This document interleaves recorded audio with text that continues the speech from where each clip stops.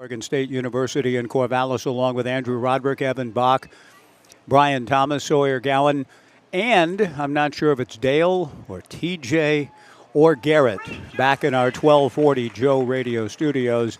But whomever it is back there, a pleasure to be with you on a gorgeous night for baseball, the rubber game of the three-game series between the Corvallis Knights and the Walla Sweets as we head down the stretch of the 2024 regular season. The playoffs getting underway for the Knights on August 10th for a 17th consecutive season in the postseason. And one of the key players this year, and has been now for 4 summers with the Corvallis Knights, is right-handed pitcher Caden Siegel, who was very good last night. Went 4 2/3, didn't get the win, but his stuff was good. His season and career here with the Knights has been exemplary. I had a chance to visit with Caden last night. He will reflect not only on his performance, but what he said was the highlight for him, a big moment for his brother Kellen. A pinch hit solo home run later. He talks about his younger brother Connor being here too. That's all coming up. Dan Siegel, the Knights founder and CEO. It had to be a proud night for Dan and for Caden and Kellen's mom, Courtney. I think she was here too.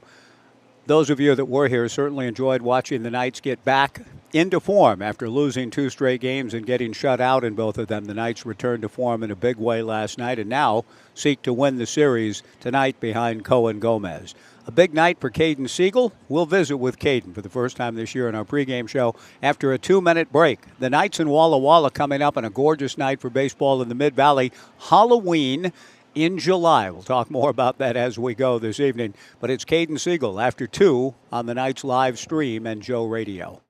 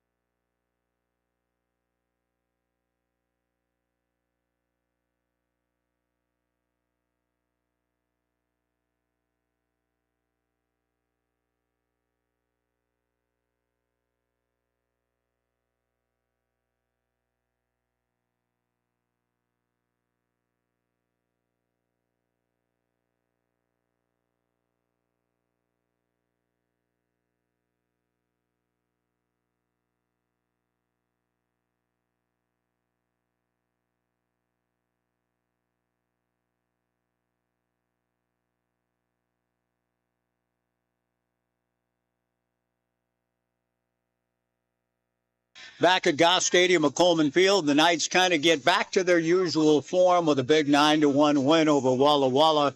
And I had used the term, the stopper will be going last night during the broadcast, that Caden Siegel would put a stop to it, that the Knights would come back to form offensively, and it all happened. A big win for the Knights, 9-1, and Caden Siegel kind enough to join me on the post-game show, which is a pregame show for this rubber game here tonight on this Wednesday night to settle the series. Caden, congratulations.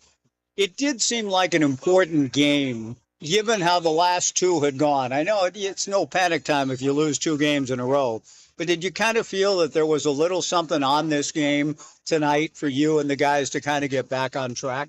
Yeah, most definitely. I think what we talked about earlier was like the ebbs and flows of baseball, and we wanted to just get back on track. Obviously, the playoffs are coming in close, and we didn't have 2 of our best games, but I think what we preach the most is being sticky and having a lot of trust with our guys. So I think it was good for us to just come out and switch the momentum a little bit going into this later half of the regular season and the postseason. So I thought it was very important for us to switch our kind of flow of things and get ourselves some good momentum going into the future games. And you were a big part of it, as you have been throughout your career with the Knights. But tonight just felt like it was an important performance for you. I thought your stuff looked good. You pitched well. You had a shutout and kept the shutout through 4 2/3. How did you feel about your overall outing? I felt pretty good. I didn't have my best outing last outing, and my guys picked me up, which was really important. Well, I wouldn't say. I thought it was just really cool that they just picked me up. But I thought carrying that into today, I had a lot of trust in my guys, especially since that last performance. I knew that, however my outing went today, I knew they were going to pick me up just like last outing. And I think just preaching the trust made it easier for me to throw today at the home ballpark, which I haven't been able to do in a couple of weeks. Yeah, it's great to see you back doing your thing. Tell me about how your craft of pitching, Caden, has developed. It's just been so impressive throughout your career and your life in terms of how you set hitters up, how you use your stuff. Tell me a little bit of where that's all sort of come from throughout your development as a pitcher. Yeah, I think I just learned more and more every year and just becoming comfortable with my body and how I can change my mechanics for what's feeling good and smooth, because that's been something I've been preaching with myself is smooth mechanics is going to relate in strikes, and just finding that comfortable feeling where I can just go out there and play and not have to worry about anything. But yeah, just going year by year, I get new information from coaches. I know this year Stringer's new on the staff, and I've learned a lot from him, and it's been really nice. He brings a different side of the game, and he's taught me a lot already this summer in the short time it's been. But I'd say just taking the input from my guys and seeing what works and what feels comfortable. Caden Siegel, my guest. How much of that is studying video and mechanics and the stuff that you get after an outing, and look at spin rate and look at mechanics and arm slot and all of that? Do you do a lot of that? I do I think a lot of looking at videos, like confidence in what works. And I don't think too much on the mound on what my mechanics are doing, but I'll find like cues what work, staying back and such, just if, I get to out front. But I'd say game time, I'm not thinking about it much, but definitely going back to see what works really helps and getting me in my rep mojo confidence-wise. And if I do need to tweak something out and out in, it's really helpful. What's it like working with Luke Lavin? I mean, tonight he just felt like he was locked in at the plate. Does he call the game for the most part? Are you relying on him? Are you calling your own game? Is Cole calling it? How does that work? Well, I think Lavin's just a cool, calm, collected guy behind the plate. He's always bringing the good energy. He's always joking around, and it's really easy to throw to a guy like that. He's always got your back, and I don't think he's calling the game. I think Stringer's calling the game, but it's really easy to throw a guy who's just, he's got a lot of confidence in you, and you got a lot of confidence in him. And seeing him get those barrels today, I know he just missed one to right field, but it's really nice to see because he's working so hard behind the plate to see him get some good swings off.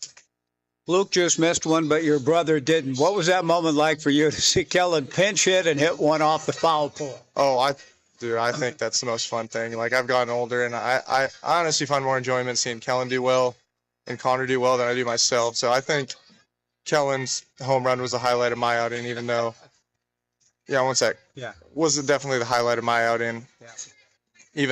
Even though I did pretty good, I think that was so awesome. You did. It was one of the great moments of the summer, I thought. Tell me a little bit about Connor, how old he is now, kind of as big brother. Both of you are big brothers to him, kind of what you see as a bright future in this game for him. Yeah, he's a bit of a goofball. He's been around here for about a week, but okay. No, he's a good kid. He's got a good swing. He's got to learn a little bit, but it's been nice seeing him around at the park because I don't get to see him as much now that I'm in college, but he's a goofball, and he's got a bright future. Yeah. And what about your own as we head down the stretch here, Caden? This organization, this whole thing, we talked about it in the past, but it's meant so much to you. What does it mean to you to be on a team again with a chance to win another championship? How important is that to you? I mean, it means a lot. I mean, the game's not fun unless you're winning, and winning with a good group of guys with good culture. So it means a lot. There's a reason I come back every year. I trust the coaches and developing me, and I trust them in bringing a winning team to the table. And so it just makes the game really fun. Come back. There's a reason I've been here for 4 years. I've learned a lot, and it's developed me tremendously. The final thing then, beyond that, You guys just missed. I mean, you guys are breaking so close at Portland to breaking through and getting to the NCAA tournament. You've knocked on that door a couple of times and really a big year this past year. What are your thoughts about what's coming back up north? Dude, I've got a lot of belief in our team, and we lost a lot of guys this year, but I think the coaches and the environment and the culture we're going to bring this year is going to really take us to the next step. And I think we're going to have a lot of young guys, but I think these young guys are going to step up, and it's going to be really fun. Caden, it's been fun to watch you again this summer. Congratulations on you and your brother putting on a great show for all of us again here tonight. Thanks for that. Thanks for the time. I appreciate it. I appreciate it. Thank you. Caden Siegel, my guest on the pregame show. We've got the first pitch coming up. We do, and in fact, the first pitch has been delivered by Big Cohen Gomez out of Stanford on this Halloween in July, the final day of July. Cohen delivers, and it's fouled straight back by the Sweets leadoff hitter. The 0-1 pitch to David Miza, the DH, a ground ball back at first, fielded by Colter McAnally. Miza hustling down the line, slides head first and is still out. But it's a good thing that he did. Otherwise, if he's barreling through, he might have crashed into Colter, who was racing from the other side to get to the bag. We are underway on a ground out from David Miza to Colter McAnally. Miza, the designated hitter. Stephen Hom steps in. He's the right-hand hitting second baseman. Cohen kicks and comes to the plate. Misses low, ball one. Stephen Hom at the plate in the two-hole at second base. Court McDonald batting third and center. Cleanup hitter Colby Felix in left field, batting fifth at first base, Joey Winters. Cohen's 1-0 pitch, a ground ball to straightaway second and into right field for a base hit. Stephen Hom is just a good hitter, and he found a hole in night second baseman Thomas Ferraggiaro. When Alexander Joy Cartwright, maybe with an assist from Abner Doubleday, probably not. But when they drew up positions on the field, they might have had guys originally standing on bases for all I know. But when you think about the archetypical defense, and in the game of baseball, the game starts with defense.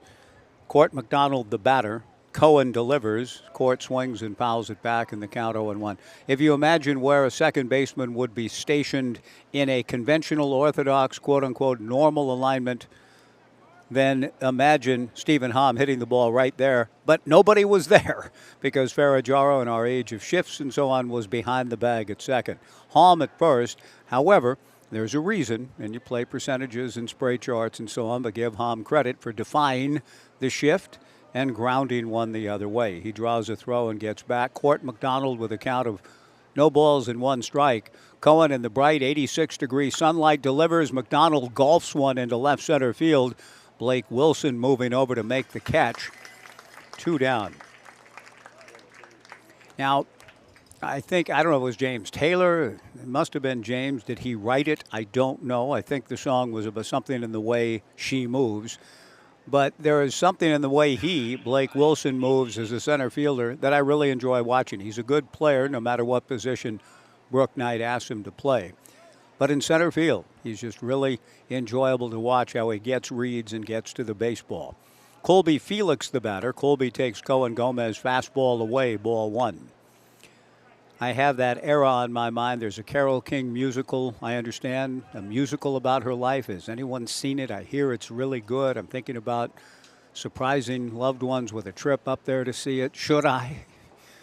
Out of the stretch works Gomez, throws over to first. Stephen Hom back. Hom with the base hit starting the night at .316 is 9 for 12 in stolen bases. Hom out of Texas A&M Corpus Christi. Cohen Gomez's 1-0 pitch to Colby Felix just misses for ball two. 2 balls and no strikes to the right-handed hitter out of Liberty High School in Sun City, Arizona, playing his college baseball in Grand Junction, Colorado at Colorado Mesa. 2-0 to Colby, no score, top of the first, just getting underway. The runner goes, a hit-and-run foul ball down the right field line. Hom taking off on the 2-0 pitch. He'll return with a count of 2 balls and a strike. Joey Winters, the cleanup hitter, at first, batting fifth, I should say, at first base for the Sweets. Logan Meyer hitting sixth and right. J.J. Moran batting seventh at short. Luka Rujanicic batting 8th at third base. Joel Esparza batting 9th and catching. Gavin Burns, the starting pitcher. Gavin out of Ephrata, Washington.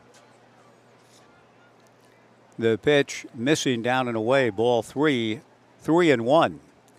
Expect Tom to be running here, 3-1 with 2 down here in the top of the first. He doesn't go, and the 3-1 pitch is ball 4. Cohen Gomez dealing with a little bit of traffic here at the outset of the ball game and the rubber game of the 3-game series. The Sweets took the rubber game at Borleski Stadium in Walla Walla earlier this month, just ahead of the All-Star break, the series July 12th through the 14th. The Knights hope to return the favor. The Knights starting the night at 35-12 overall.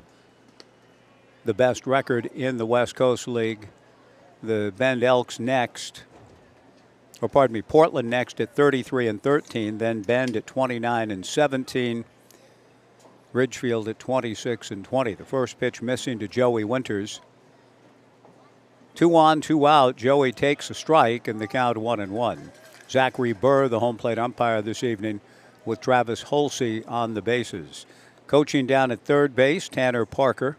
Derek Benson coaching at first. Jared Molna, second-year head coach with the Sweets, calls the offense from within the first base dugout. Good changeup from Gomez. Swung out and missed. The count 1-2 to Joey Winters, looking for a 2-out hit in this rubber game with the Sweets trying to win their 3rd consecutive series. 2 on, 2 out, 1-2 to Joey Winters. Cohen Gomez, the big righty from Stanford, delivers a breaking ball just inside. The count 2-2 with Logan Meyer on deck. The Cascade Collegiate League All-Star team in here tomorrow night. It'll be Oregon State night. It kind of always is in this town and with yours truly, but a lot of emphasis on the host, Oregon State. Tomorrow night, a trip to Bend on Friday, and then the final 2 regular season home games coming up this Saturday and Sunday before a trip to Victoria to close the regular season. Joey Winters takes low for ball 3. Stephen Hom and Colby Felix take off on the 3-2 pitch with 2 down. A ground ball back of first. Tricky hop, but McAnally plays it above the belt buckle and runs it to the bag. The inning ends as it began with a play at first base unassisted by Coulter McAnally. No runs, a hit, 2 left. We go to the bottom of the first. We'll get caught up. We'll take a 2-minute break, come back with the Knights lineup, and the first pitch from Gavin Burns after this. 2-minute break on the Knights live stream and Joe Radio.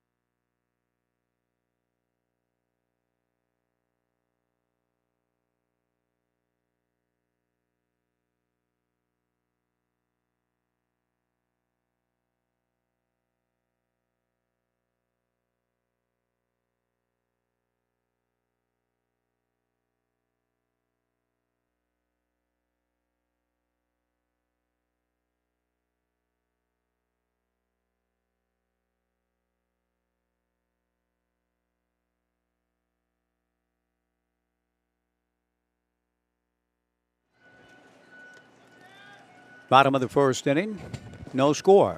Walla left 2. Thomas Ferragamo leads off against left-hander Gavin Burns. The first pitch missing to Thomas. The 1-0 pitch to the night switch hitter. He shows bunt, does Ferragamo. Pulls back and takes outside for ball 2. Thomas at 288, a homer and 11 runs batted in. Gavin Burns, Ottawa University in Arizona in surprise and out of Ephrata, Washington. The lefty to the plate and misses for ball 3. 3-0 from Gavin Burns, making his first start with the Sweets this summer. The 3-0 pitch, down and in, ball 4. Ferragamo shot a backwards glance at home plate umpire Zachary Burr just to confirm, okay, that is a ball tonight, essentially. Yeah, the answer is yes, and Ferragamo takes his base. Close, but down and in. And the batter is Tai Yukamoto. We welcome Tai's return after a brief trip away from the team, but we knew he'd be coming back, and he'll do everything he can here down the stretch to help the Knights win an 8th straight West Coast League championship. The first pitch to Yukamoto is in the turf for ball 1. Kai starting the night at 3:20. Thomas Ferragamo drawing the leadoff walk is a threat to steal at 12 for 14. The left-hander Gavin Burns has a chance to stare straight at him. Catcher Joel Esparza out for a conversation with Gavin.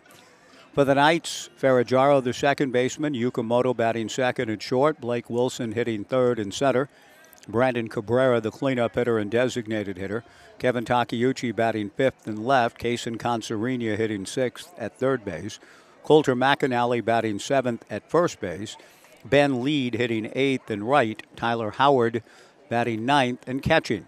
Burns tosses to first base. Ferragamo steps back to the bag. 1-0 to Tai Yukamoto. Brooke Knight in his post down at third. The 16th year Knights head coach Ed Nags at first. Ferragamo goes. He got a very good jump. The throw to second is not in time. Ferragamo with his 13th stolen base, and with that steal, another $30 donation by Pape Material Handling. Pape Material Handling and the Knights have teamed up for every stolen base. A $30 contribution to Community Outreach, Inc. And that's the 97th steal of the summer for the Knights. Ferragamo hopping away from second. The 2-0 pitch to Yukamoto is in there for a strike. The count 2-1. Beautiful, bright sunlight prevailing as we enter the cool and cooling of the evening here at Goss Stadium at Coleman Field. Tough sun field for Colby Felix in left. He's deployed at shallow depth out there. Yukamoto, a line drive, base hit to center field. Court McDonald charges, but he'll have no play. Brooke Knight waves around Thomas Ferragamo, who scores. Welcome back, Tai Yukamoto. An RBI single. The Knights lead it 1-0.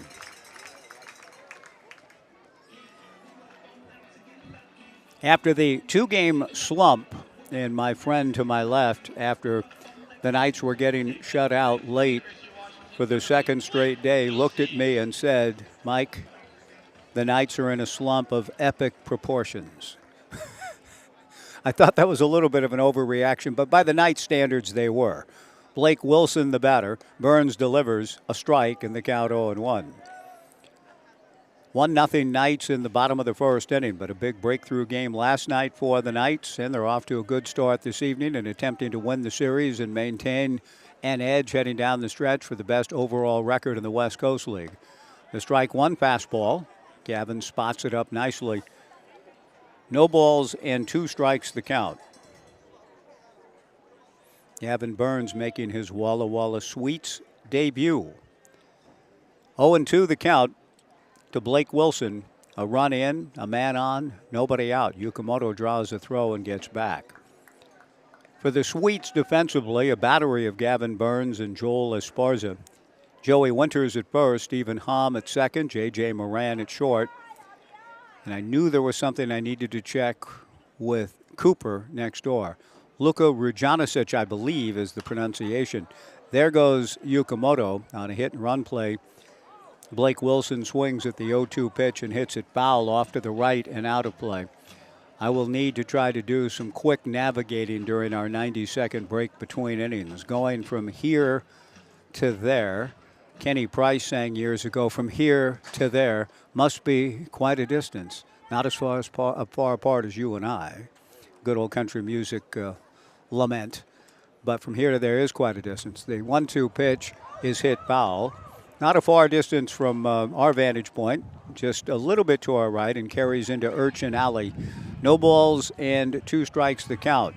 When I met the fine young broadcaster for Walla Walla a couple of days ago, Cooper, I asked him about Luca's last name, and he told me, but it has since slipped. I need a refresher course on the third baseman. And the outfield for the Sweets, Colby Felix in left, Court McDonald in center, Logan Meyer in right. They are deployed straight away and at medium depth for Blake Wilson. 0-2 to Blake. Burns delivers a breaking ball up.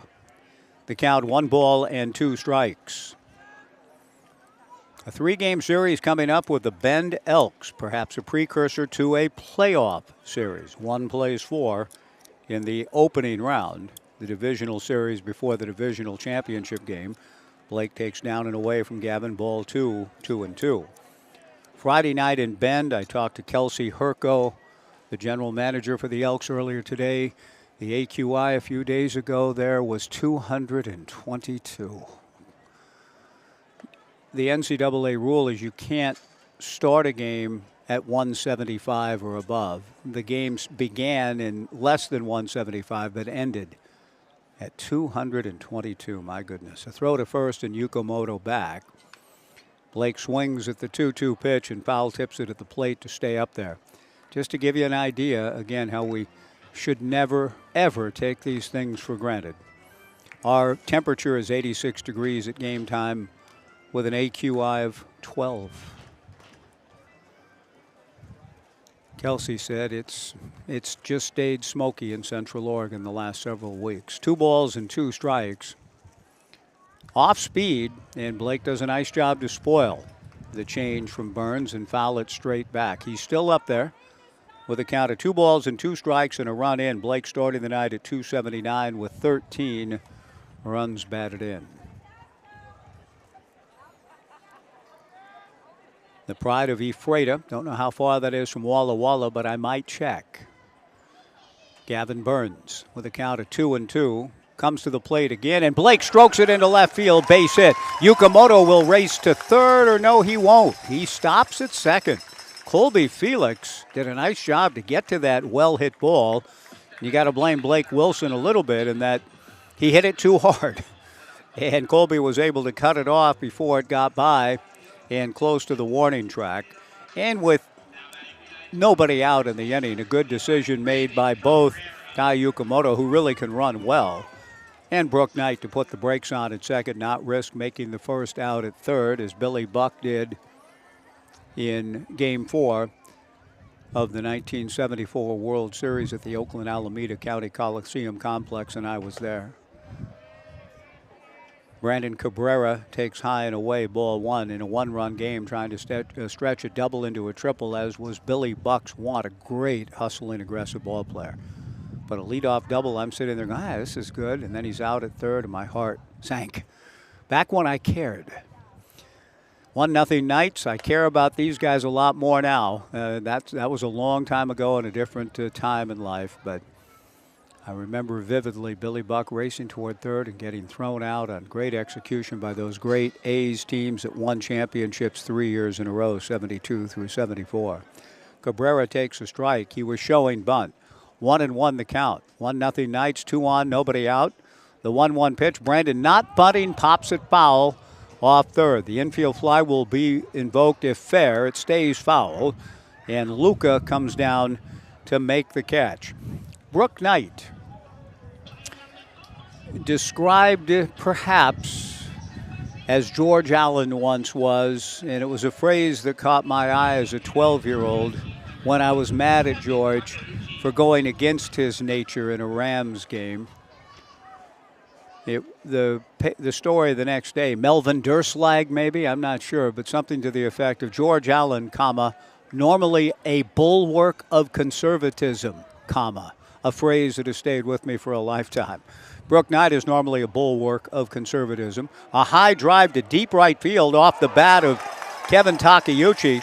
Logan Meyer goes back. The ball goes off the middle of the fence. In comes Yukamoto. Blake Wilson actually will stop at third. He had a chance to score, I thought, too, but there was a feeling that Meyer was going to haul that one in as he got to the fence at the Inkwell Home Store sign out in straightaway right field. But Meyer at the last moment almost seemed to give up on the ball rather than go Joe Rudy or Pete Reeser or Freddie Lynn and crash into the wall. He sort of slowed down and let the ball carry over his head and off the fence. And one of the top RBI men in summer baseball, Kevin Takeuchi, just delivers another one with a double to right, his 39th run batted in. Yukamoto scores, Blake Wilson stopping at third. And the pitch to Kaysen Consarina is in there for a strike. Kaysen with an opportunity to get a run home with an out. Well struck ball by Consarina, driving it off the fence to the opposite field. The strike one pitch by Takeuchi, the strike one pitch to Consarina just misses, and the count 1-1. 2-0 Knights, bottom of the first inning. Coach Knight is stewing bunt with Cabrera. Early in the game, it makes a lot more sense. The pitch on the way, a breaking ball down and in, and the count 2-1. Good block by Joel Esparza. But Brooke had in mind a bunt at least on the first pitch, then took it off, and Cabrera fouled out. Takeuchi almost seems to render that moot with his double off the right field fence. Now the pitch to Consarina hit foul towards the Omaha Room grandstand. That evens the count at 2 balls and 2 strikes with 2 on and 1 out and 2 runs in the bottom of the first inning on a picturesque, perfect evening here at the ballpark. Burns works from the windup, second and third with 1 away, delivers a soft liner, foul caught by Joey Winters. Just across the foul line near the bag. 2 down. And Colter McAnally will come to the plate. Colter at 250 with 15 runs batted in. Has a chance for a couple of more with a big 2-out hit. Walla left 2 on base in the top of the inning. The Knights have plated 2 but have runners at second and third with 2 down now for Colter. The first pitch from Gavin Burns misses high, ball 1.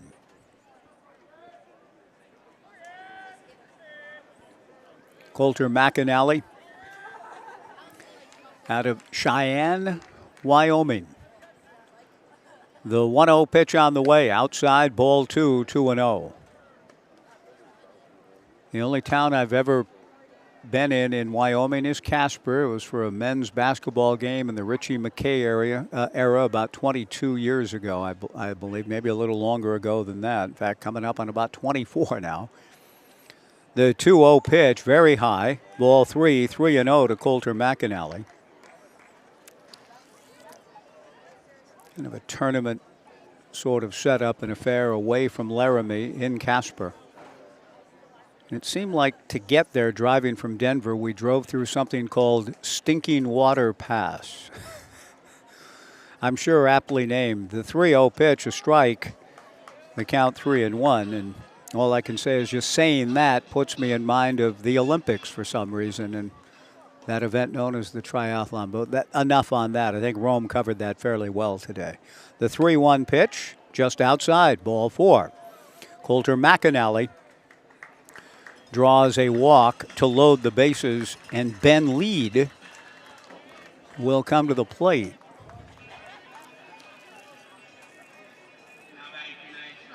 Ben, the local kid, the GNAC Player of the Year in Ellensburg, yes.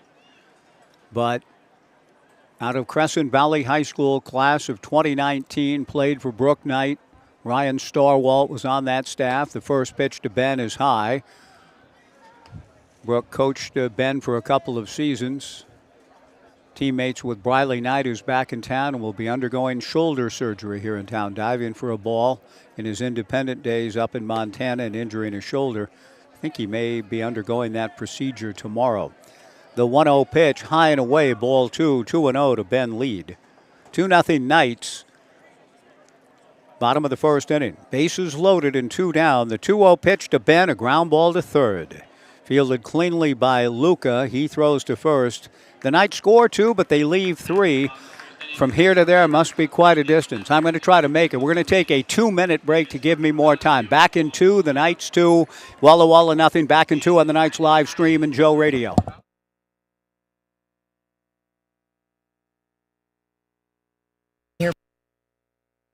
We want to say thank you. Thank you to our community for choosing us to connect you to many destinations, other cultures, your families, and friends. Thank you to our dedicated and professional staff for ensuring the airport experience is excellent.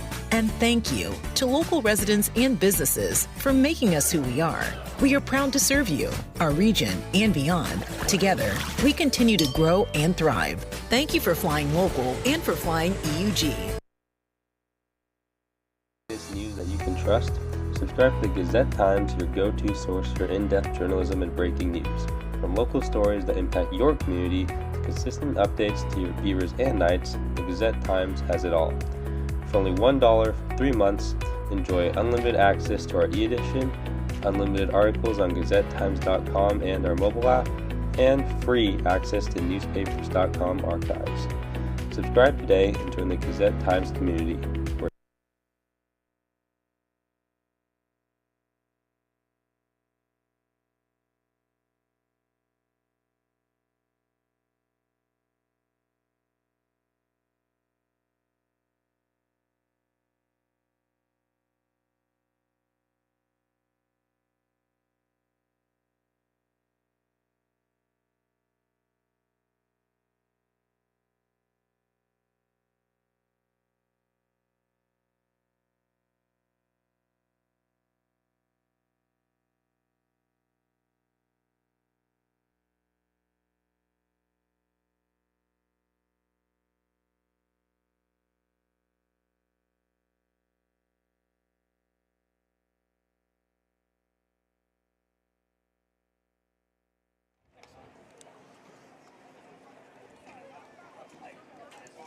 Rule Jancic.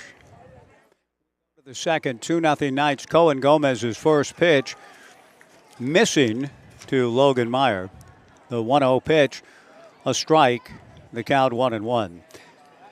Gomez working out of essentially the stretch, working the third base side of the slab. Does rock into motion and delivered.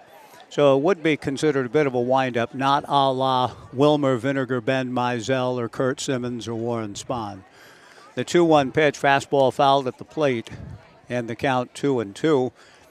A little bit perhaps along the lines of October 8, 1956, when Larson decided to pitch out of kind of almost a stretch, not a full coming to set stretch position, but a very short wind-up approach. Gomez, when he takes his sign from Tyler Howard, does so essentially in a stretch position, but then does rock back, and in that modified windup delivers the fastball away, ball 3, 3-2.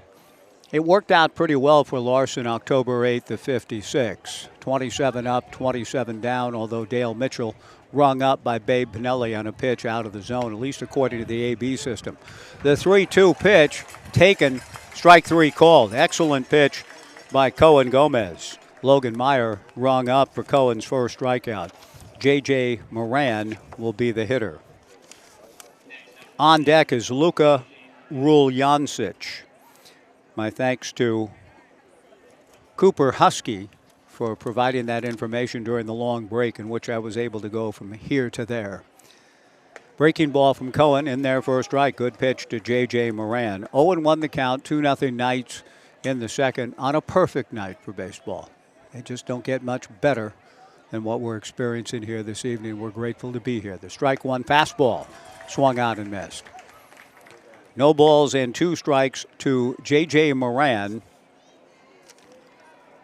J.J. starting the night at .219 with a homer, 15 runs batted in.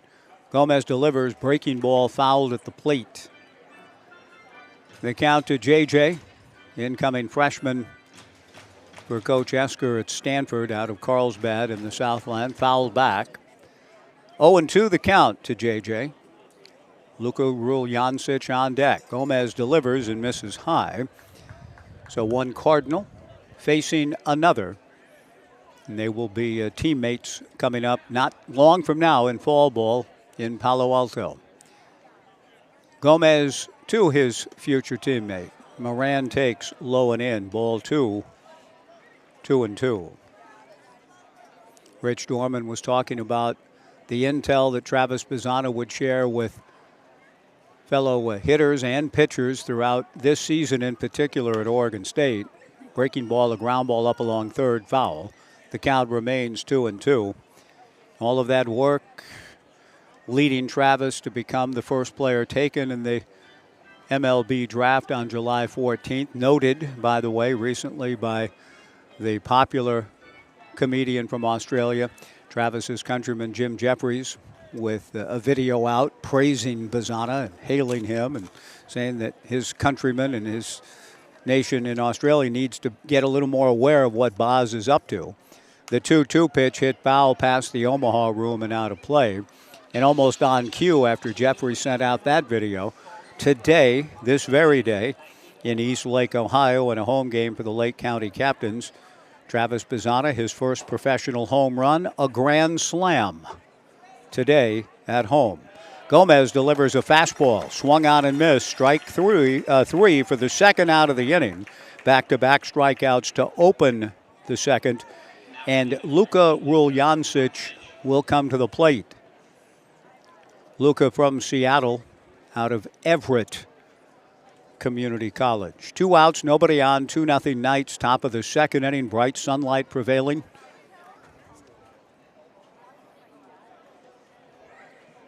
The first pitch is a fastball down and away, ball 1, 1-0.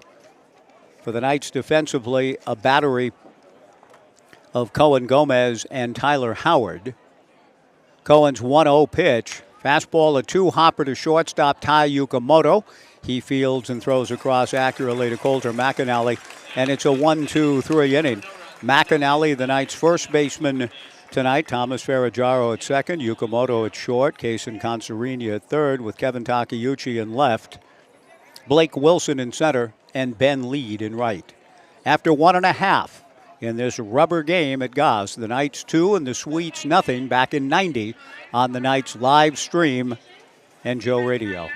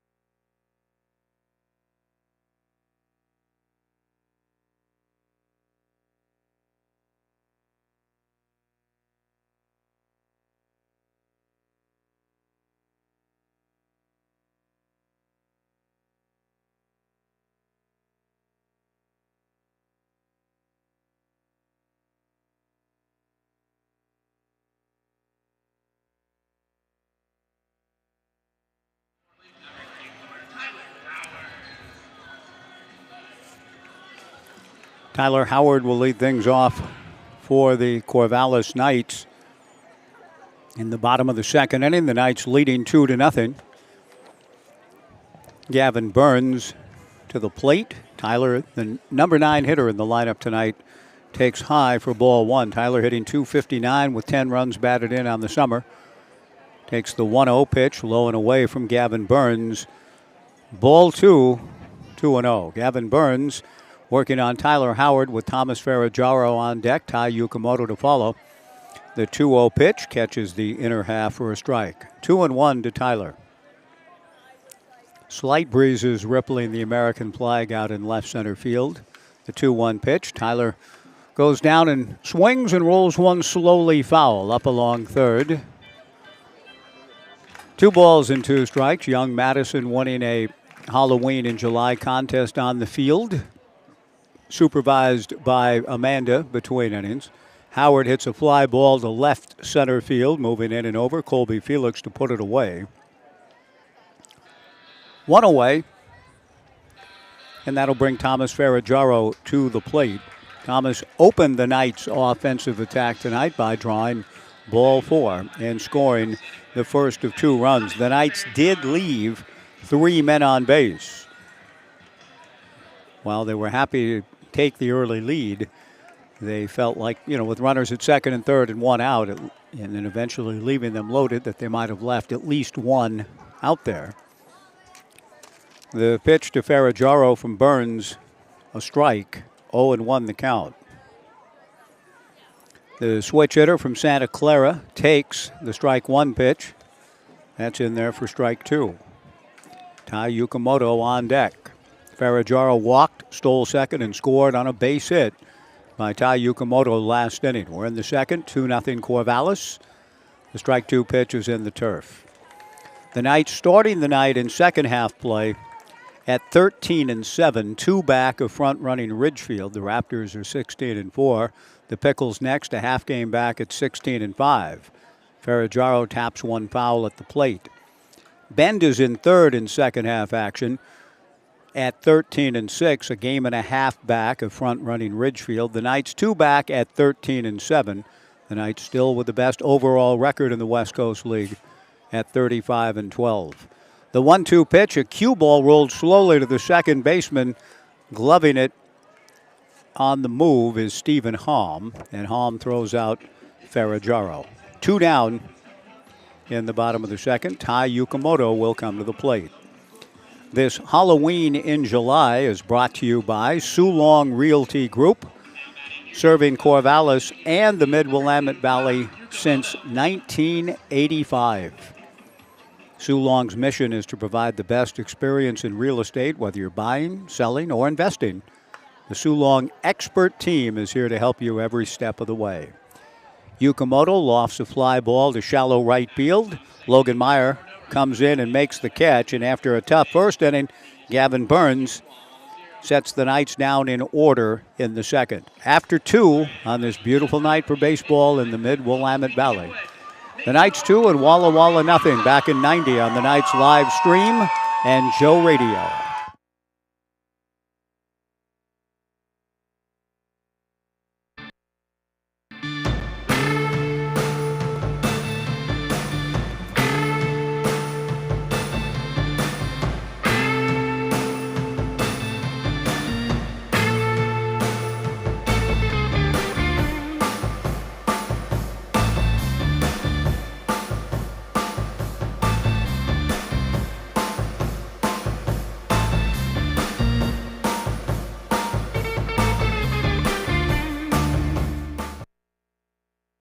Hey Corvallis Knights fans, looking for an amazing deal? Come down to Wilson Motors. Visit us today and get free tickets to Wilson Motors Night with the Corvallis Knights on July 24th. It's a night you won't want to miss. Exciting baseball, great company, and fantastic giveaways. While you're here, check out our wide variety of vehicles. From sleek sedans to rugged trucks, we've got something for everyone. Wilson Motors, the one-stop shop for unbeatable deals and unforgettable nights. Hurry in and score your tickets today at Wilson Motors.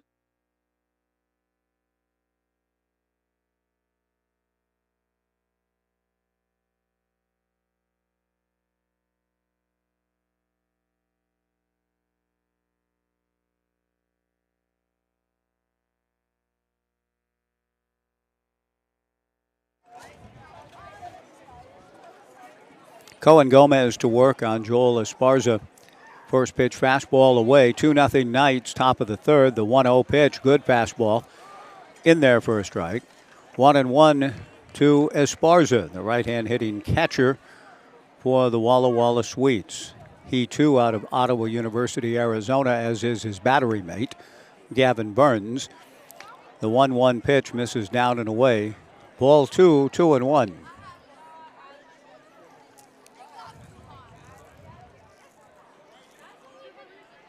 Cohen Gomez delivers good fastball and a big swing by Esparza. So big that he went stumbling about into the left side of the box and beyond. A little bit out of balance on the swing.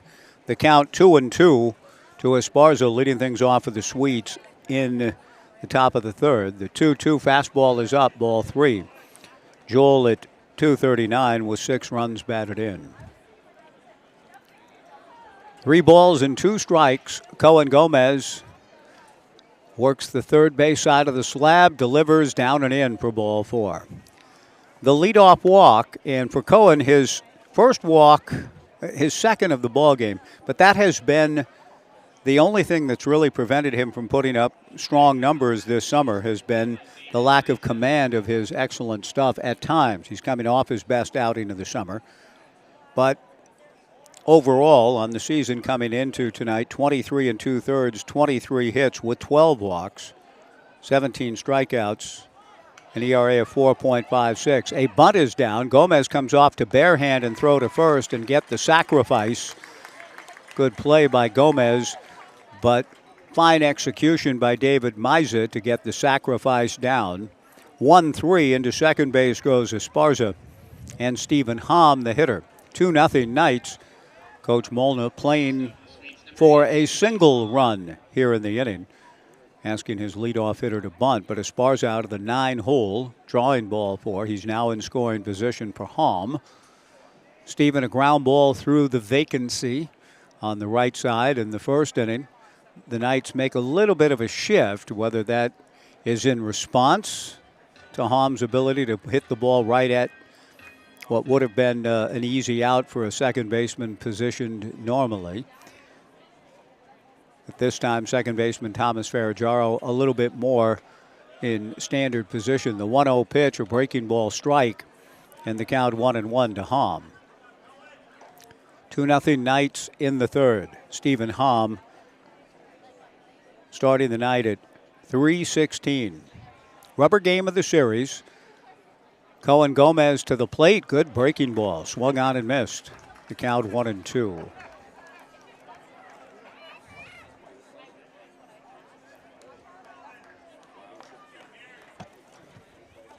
Stephen Hom out of Valley Christian High School in San Jose. 1-2 to Stephen. Esparza gets his lead from second. Gomez delivers a fastball outside. Ball 2. 2-2.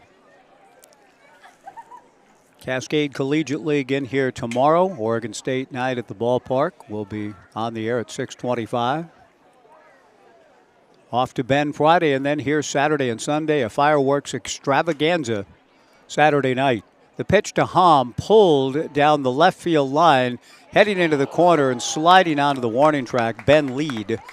Nice try by Ben. The ball pops in and out of his glove, and thus Stephen Hom will return still with life at the plate. A long run for Ben Lead, and the sun, a real factor as he pursued the ball, trying to do that as well as run a long distance on the field turf. And when he finally did get to the ball, not able to pull it in. After the fact, I see Ben kind of roaming around. I can see the sun glistening off his glasses, and he's putting the glove up in front of the sun, and they're showing all of us what he was dealing with. The pitch to Hom sliced foul the other way towards Casey corner and well out of play. 2 balls and 2 strikes with 1 out in the third. The Knights leading 2-0.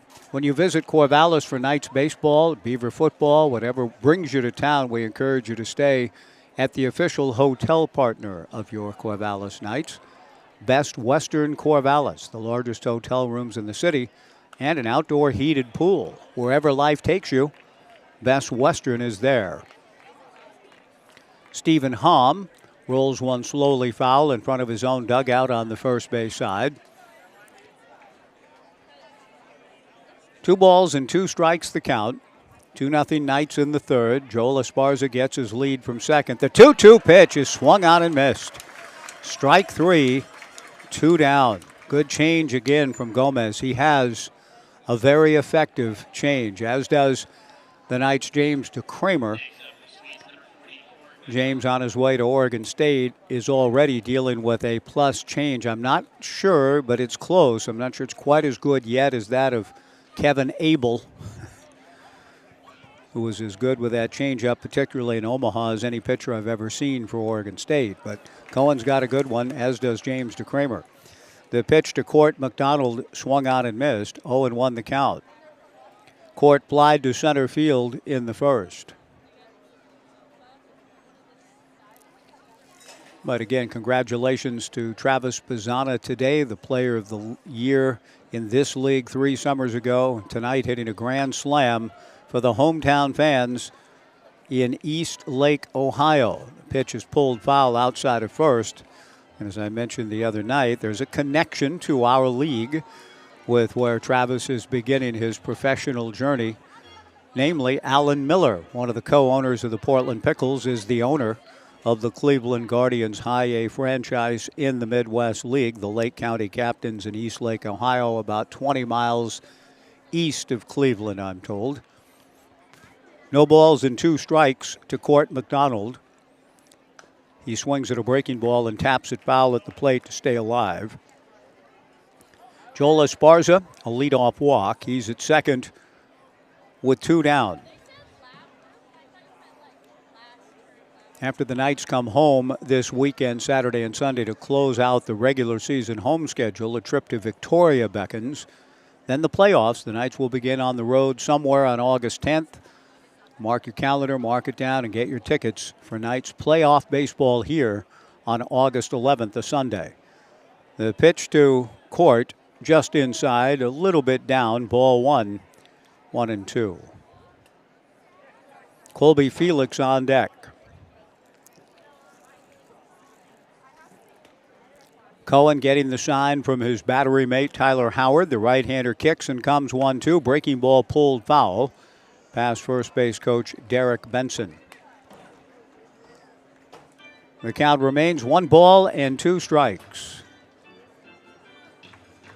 The Knights will be seeking a Great 8 this summer, with apologies to Mark Armour, who wrote a book about the 76 Reds and called them the Great 8. The pitch to McDonald hit foul off to the left and out of play. What a lineup. The Big Red Machine, as it was known as, prevailed in 75 and 76 in the World Series under the late, great Sparky. But the book, The Great 8, about that prolific lineup for Sparky and the Red Machine. Strike 2 pitch, off speed. McDonald swings and misses. Strike 3. Cohen Gomez and the rest of his teammates hoping to be part of a Great 8 run for the Knights here this summer. And tonight, so far so good again. No runs, no hits, a man left. We go to the bottom of the third. The Knights 2 and Walla Walla nothing on the Knights live stream and Joe Radio.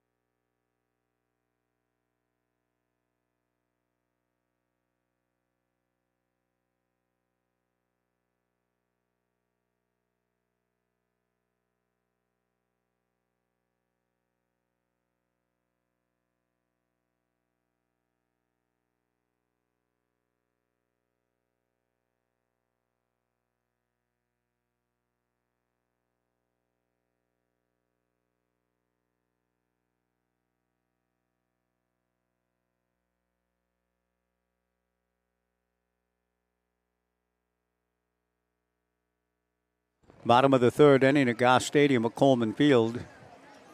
2-0 Knights. Gavin Burns ready to go to Blake Wilson, who singled to left in the first inning. The Knights scored 2 in the first. First pitch breaking ball from Gavin. Away. Ball 1, 1-0. Blake Wilson, Brandon Cabrera, and Kevin Takeuchi. Gavin back to the plate with a 1-0 pitch. 2-hopper to the shortstop, J.J. Moran. J.J. throws out Blake Wilson. One away in the bottom of the third. Burns is to be credited for kind of wriggling off the hook in the first, in that the Knights had scored 2 and they had second and third and 1 out. So you're thinking, well, okay, at least one more on a fly ball, ground ball. The infield was back. Burns did a nice job to minimize the damage at 2 and has been cruising along ever since. The pitch on the way to Brandon Cabrera, low and inside, although I will say ever since is not, it's not quite along the epic lines of how long it takes to read War and Peace. We're only in the bottom of the third. The 1-0 pitch in there for a strike to Cabrera. The count 1-1, but the point is, he was in real trouble in the first and has appeared to settle in and find some rhythm.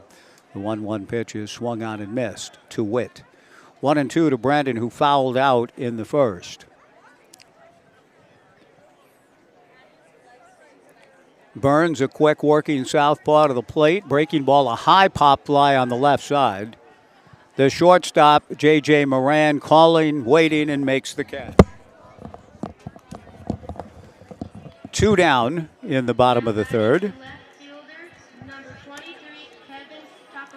And Kevin Takeuchi will come to the plate. Kevin belted one to the opposite field in the first inning. Logan Meyer kept going back, and retreating. The ball finally carried over his head and went off the middle of the fence and straightaway right.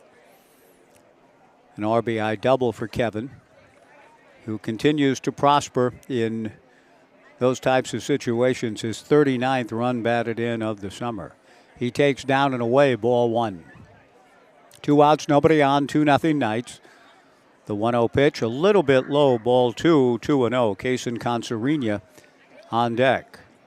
No surprise that Kevin is having the kind of summer he's having after leading USC in slugging percentage this past spring, in a good year for Coach Stankowicz's Trojans. The 2-0 pitch missing for ball 3. 3 balls and no strikes the count. Kevin probably green lighted. Burns delivers. The 3-0 pitch is outside for ball 4. After retiring 6 straight, Gavin Burns issues ball 4 for his 3rd walk of the night. Kaysen Consorina, the hitter. Kaysen fouled out in the first inning. Burns has a look at Kevin, comes to Kaysen, and misses low and inside, ball 1.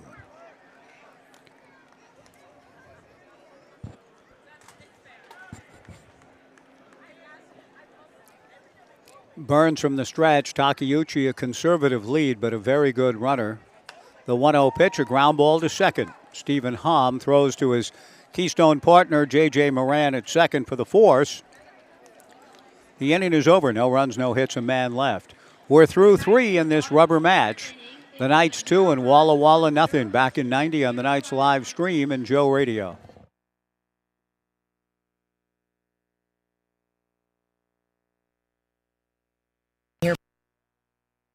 We want to say thank you.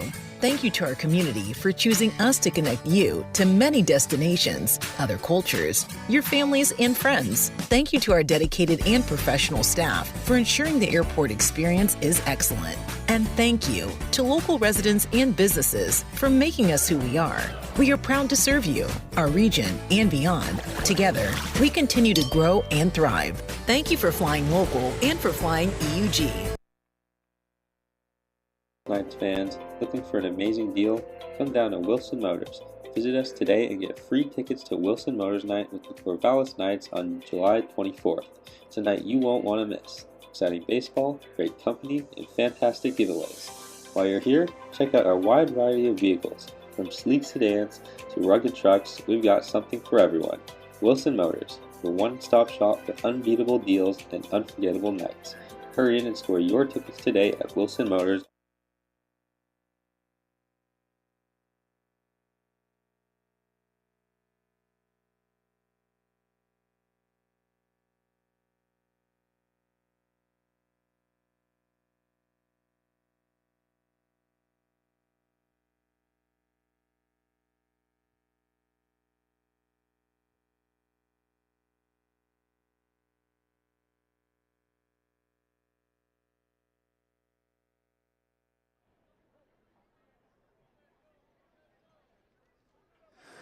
Through 3 innings at Goss Stadium at Coleman Field, the Corvallis Knights, 2 runs, 3 hits, and 0 errors.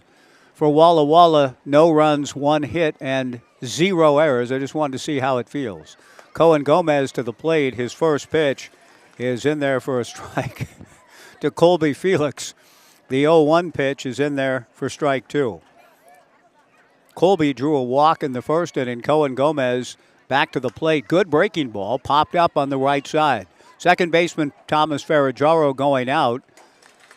Coming in on the ball is right fielder Ben Lead to make the catch. I've got Lead now. I had Consarina in right, but let me make some adjustments here on my score sheet. Kevin Takeuchi in left field, Ben Lead in right. Let me take a look about Kaysen, who's in the lineup and is playing at third base. There we go. Kaysen's a versatile ball player, but he can't. It's tough to play 2 positions at once. Kaysen is at third with Farage. In fact, let's take a look with 1 out, nobody on. Joey Winters takes low, ball 1. The Knights defensively, Gomez's 1-0 pitch just outside to Joey Winters, who grounded to first in the first. A battery of Gomez and Tyler Howard, Coulter McAnally at first, Thomas Ferraggiaro at second, Tai Yukamoto at short, Kaysen Consarina at third. A line drive at Thomas Ferraggiaro, maybe a step and a half to his right, able to make the catch on a well-struck ball by Joey Winters. 2 down in the fourth, Logan Meyer the batter. In the outfield for the Knights, Kevin Takeuchi in left, Blake Wilson in center, and Ben Lead in right field. Gomez has struck out 4. The right-hander delivers a fastball a little bit high to Logan Meyer. 1-0 the count.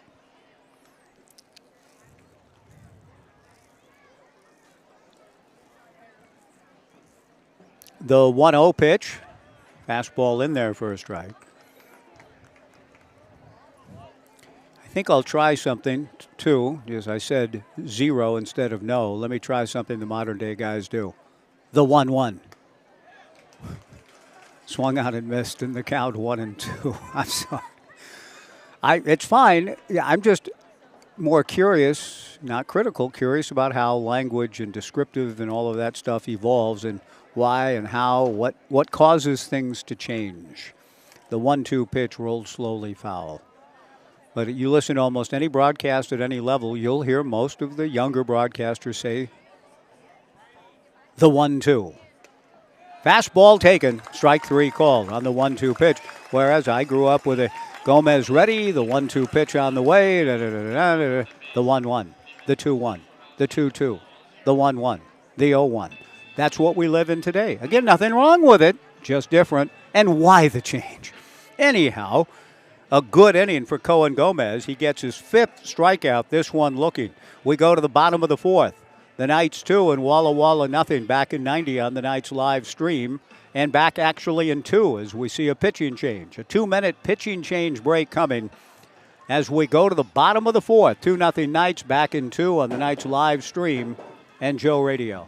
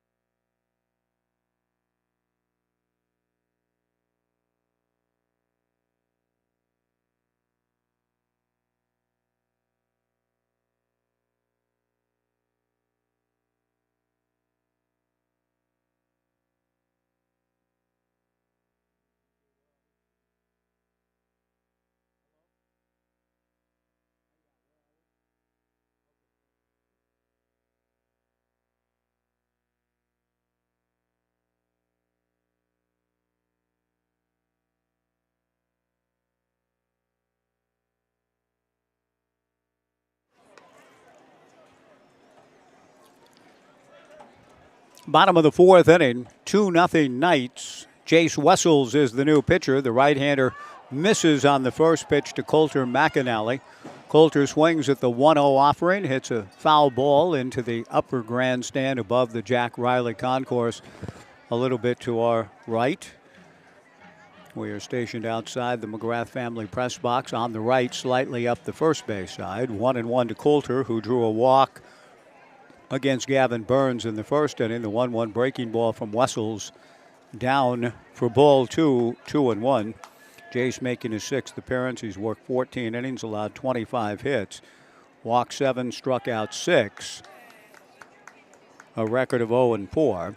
He delivers a strike to Coulter McAnally. 1 ball and 2 strikes the count to Coulter. He swings and fouls one straight back. Coulter McAnally, Ben Lead, and Tyler Howard in the bottom of the fourth.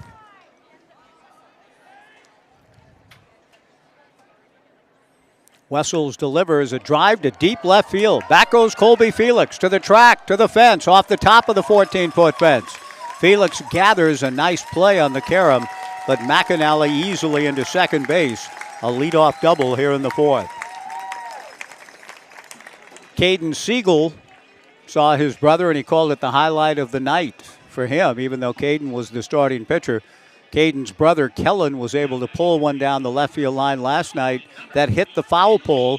I asked Kellen after the game, did you think it? And before the question was even out of my mouth, he goes, no, I thought it was way foul. But he was able to keep it fair with the type of swing he had. Enough spin on it to keep the ball fair, and it hit the foul pole for an exciting moment. This one just missed, going over the 14-foot fence for Coulter McAnally. And he's at second base with nobody out. Ben Lead shows bunt, takes low, ball 1. Ben grounded to third in the first inning. The Knights scored 2 runs in the first. We'll see if Brooke Knight will be, a bulwark of conservatism, and he will be asking Ben to bunt. The strike 1 pitch misses, and the count 1 ball and 1 strike. I remember, I think, reading that and going to my mom. Mom, what's bulwark? What's conservatism? A question I might not ask today. It could lead to too much argumentativeness. The pitch on the way to Ben Lead, swung on and missed, and the count 1-2. But in that context, my mom explained that, well, the writer is saying that George normally would be conservative and not go for something on 4th down, but he chose to, and it backfired. And the writer, Melvin Durslag, as writers are wont to do, made note of it and is, in a sense, being somewhat critical of the late, great George. The 1-2 pitch, a ground ball back up the middle, behind the bag, off the glove of Stephen Hom for a base hit, and everybody's safe. McAnally into third. Ben Lead, a ground ball back up the middle. And the Knights with the great opportunity here in the bottom of the fourth to add to their slim lead. It's 2-0. Tyler Howard, the batter. Tyler flied to left in his first at-bat.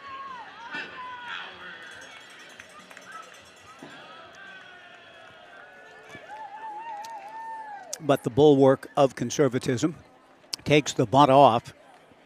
Lead gets a base hit. Tyler Howard swings and drives it to left center field and deep. Colby Felix going over and back and makes the catch. McAnally on the bag, tags and scores easily. The ball coming back into Stephen Hom. Tyler Howard gets the job done. A first pitch sacrifice fly to deep left center field. 3-0 Knights. Ben Lead holding at first. And Thomas Ferragero, who walked in the first inning and scored a run, grounded to second in the second, comes to the plate here in the fourth. Jace Wessels out of Bellevue University. When I looked it up, I was expecting to see maybe something in the Pacific Northwest, but no. The first pitch is in there for a strike to Ferragero. I had not heard of Bellevue University, at least the school that Wessels attends. He is a Northwest kid, is Jace, but he attends Bellevue University in Nebraska. Ferragamo shows bunt, takes low, and the count 1-1. 3-0 Knights, bottom of the fourth. Jace began his collegiate career at Columbia Basin. Made 12 appearances for Bellevue this past spring at the NAIA level. A throw to first base, back to the bag, steps Ben Lead. 3-0 Knights in the fourth. Jace hails from Clarkston, Washington, where the Oregon State baseball team this past spring, we were domiciled there.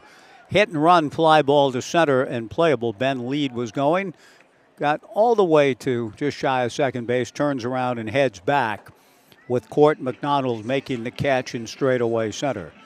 2 down and Tai Yukamoto to the plate.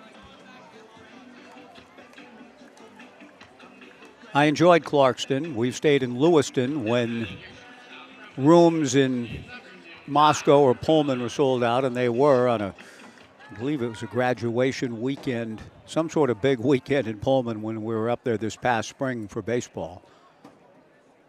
Tai Yukamoto, the batter. Tai has singled home a run and flied to right. Jace Wessels delivers, and he takes high, does Yukamoto, ball 1. Clarkston, a very small town, but in a beautiful setting. I went for a nice little run along the river, really enjoyed it. A late break by Ben Lead. The throw to second base, not in time. Good slide by Ben. Away from the tag attempt by J.J. Moran. Ben Lead is in with the stolen base. Another $30 donation from Pape Material Handling and the Corvallis Knights to Community Outreach, Inc. Lead now in scoring position for Tai Yukamoto with a count of 1 ball and 1 strike. And I had to, upon arriving, text and called Jamie Weisner, the pride of Clarkston. Breaking ball high. Jamie had been on our local Joe Beaver show earlier that week or thereabouts, so hence the familiarity. But called Jamie to say, okay, good Mexican food in town, and she pointed me to, she said, about the only one, and I enjoyed it. I can't remember the name of it, right there on the main street as you go through town.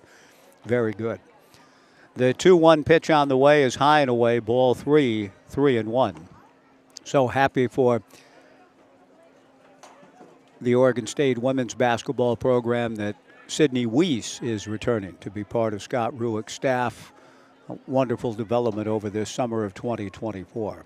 3-0 Knights in the fourth. Ben Lead at second, 2 down. The 3-1 pitch to Tai Yukamoto, lifted foul off third, out of play. 3-2 the count. Tai is such an enjoyable player to watch that I am hopeful. I don't want to go too far with this, but I'm hopeful that somehow, some way, our paths might cross next spring. Speaking of the Beavers in college baseball. 3 balls somewhere along the way. 3 balls, 2 strikes, 2 outs. Ben Lead at second. Fastball inside. Ball 4. Tai draws the 2-out walk. A run is already scored. The Knights lead at 3-0. 2 on and 2 out for Blake Wilson.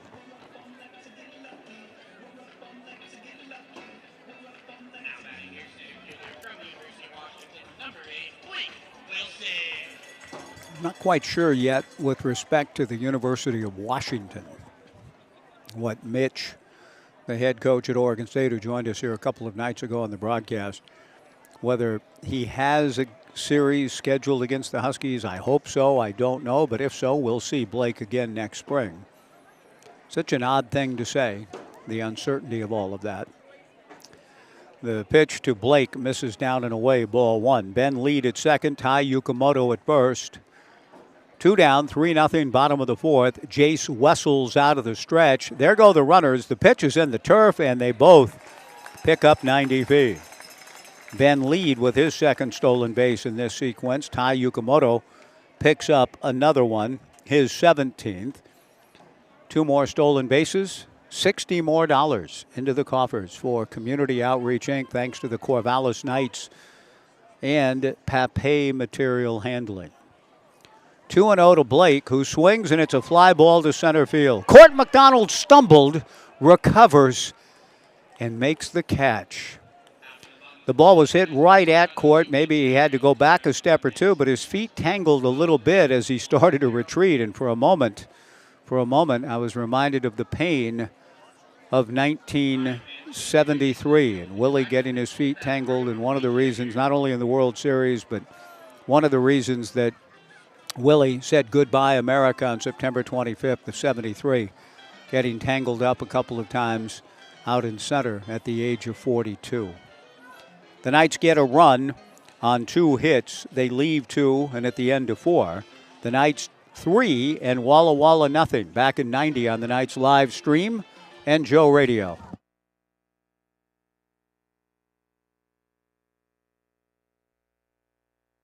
News that you can trust. Subscribe to the Gazette-Times, your go-to source for in-depth journalism and breaking news. From local stories that impact your community to consistent updates to your Beavers and Knights, the Gazette-Times has it all.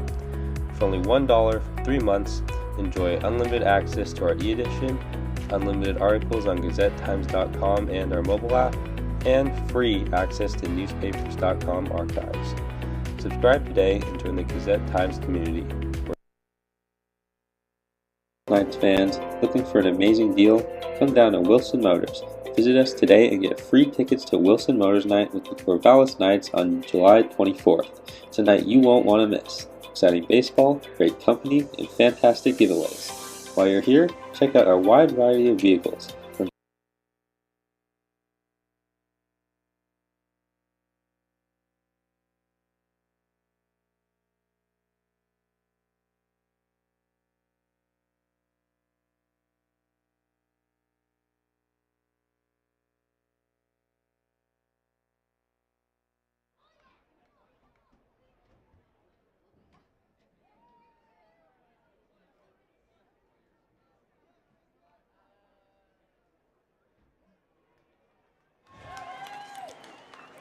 Top of the 5th inning, J.J. Moran fouling the first pitch into Urchin Alley. Gomez delivers the strike 1 pitch, a pop fly into shallow right field. Coulter McAnally backs up. The Knights' first baseman takes care of business, catching the pop fly. 1 away. J.J. now 0 for 2, and Luka Ruljancic will be the batter.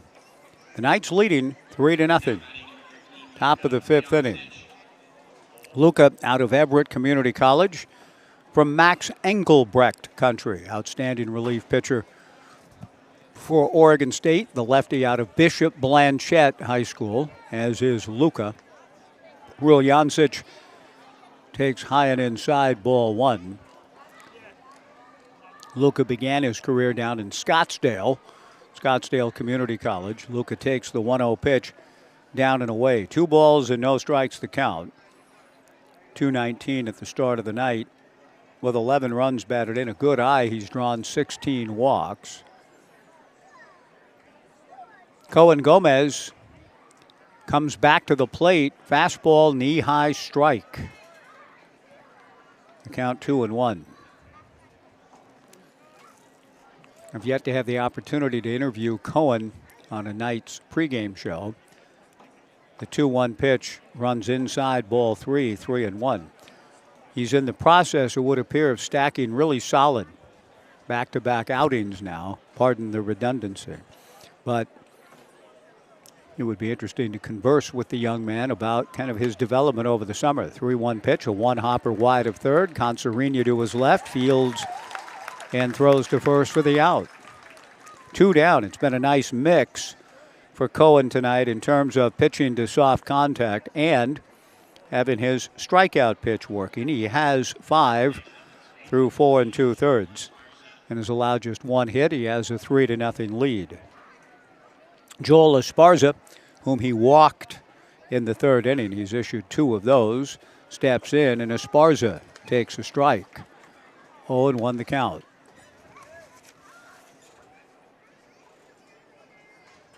Gomez on his way to Stanford delivers strike 2. 0-2 the count.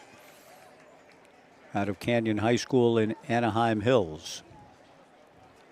The right-hander, 2 outings in a row, has looked very comfortable. Comes back with an 0-2 pitch. Breaking ball lifted to center field and playable. Blake Wilson is right there to put it away, and that's another 1-2-3 inning. 9 in a row set down by Cohen Gomez, and a shutout through 5. At the end of 4.5, the Knights 3 and Walla Walla nothing back in 90 on the Knights live stream and Joe Radio.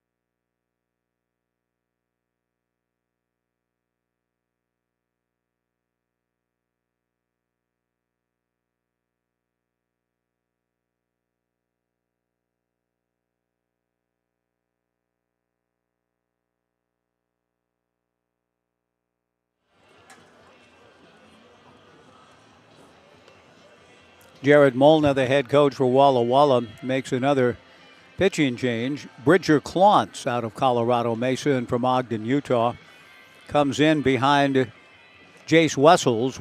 Wessels had picked up for the starter, Kevin Burns.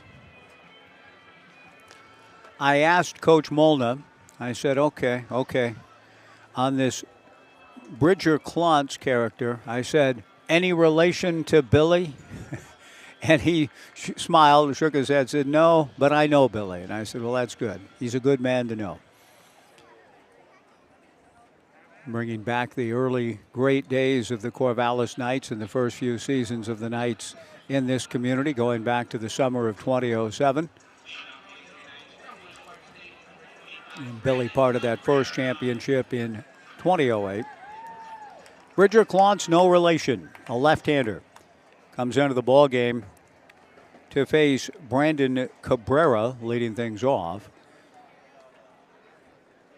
And the first pitch to Brandon misses for ball one. The 1-0 pitch, Cabrera slices it foul past Casey corner.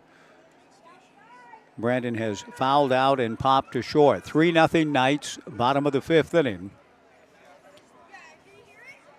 On essentially a breezeless night here. Normally we have a breeze that can be almost cool by this time of the evening wafting through our vantage point. Not tonight. No breeze at all, lilting the American flag out in left center. Warm and beautiful. The 2-1 pitch, a check swing. Bridger delivers a strike. 2-2 the count. Clontz making his 14th appearance, the most on the club. He comes to the plate, hit off the end of the bat slowly, wide of third. Riljancic bobbles the ball. And safely in at first base is Brandon Cabrera, and that will be an error on Luka Riljancic. He was going to need to field and get something on the throw, but not able to do the first part of that job. And is charged with an error by the exacting scorekeeper. I usually agree with his judgments, and I do here, but if he thinks an out should have been recorded on a play, he is quick with the E, and that's an E5. Riljancic with the error, the first of the ball game for either team. Cabrera at first to lead off the fifth for the Knights, who lead at 3-0. Kevin Takeuchi has doubled home a run and walked. Swings and lifts one to right center field. Court McDonald and Logan Meyer come together. It's the center fielder, Court McDonald, to put it away. One away. And Kaysen Consarinia, the Knights' third baseman tonight, will be the hitter. Kaysen is fouled out and grounded to short. For replacement glass or new vinyl windows in your home, call Smith Glass. Located in Corvallis and Albany, Smith Glass is a leading residential and commercial glass service for the Mid-Valley and a longtime partner of the Corvallis Knights. Smith Glass on the cutting edge since 1945. A throw to first base, Cabrera back to the bag. Another throw over there, and Brandon again dives back. The Knights have 4 stolen bases on the evening. A little more attention being paid now to Brandon. Cabrera leads the club with 18 steals. The pitch to Consarinia hit foul off first. This ball will carry to just shy of the Jack Riley concourse down into the lower grandstand. 0-1 to Kaysen, who backs out and has a look at skipper Brooke Knight in the third base box. The left-hander Clontz to the plate.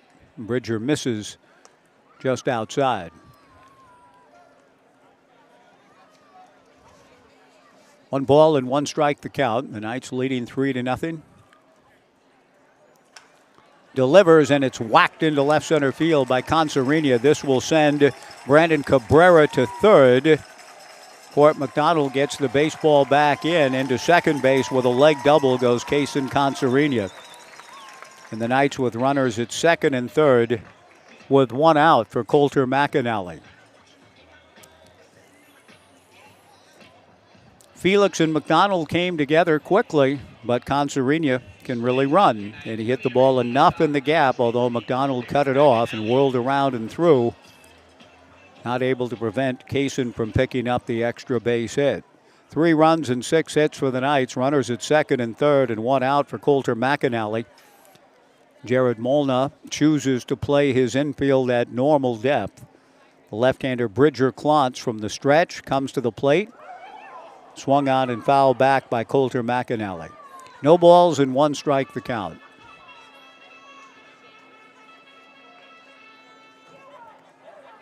This is one of those summer nights with the low AQI, the perfect temperature that I wanted to defy Robert's service. Ground ball to the shortstop. J.J. Moran fields, but on the play while he throws out Coulter McAnally. Brandon Cabrera comes down the line to score an unearned run. It's now 4-0 Knights. McAnally with the RBI ground out. Coulter had doubled and nearly hit 1 out in his last at-bat.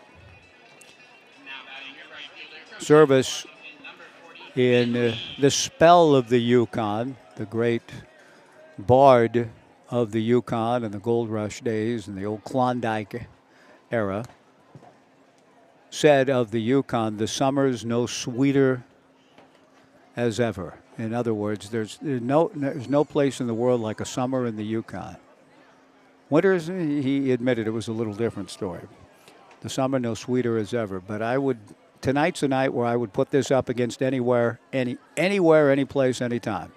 A night like this in Corvallis, Oregon. Absolutely gorgeous.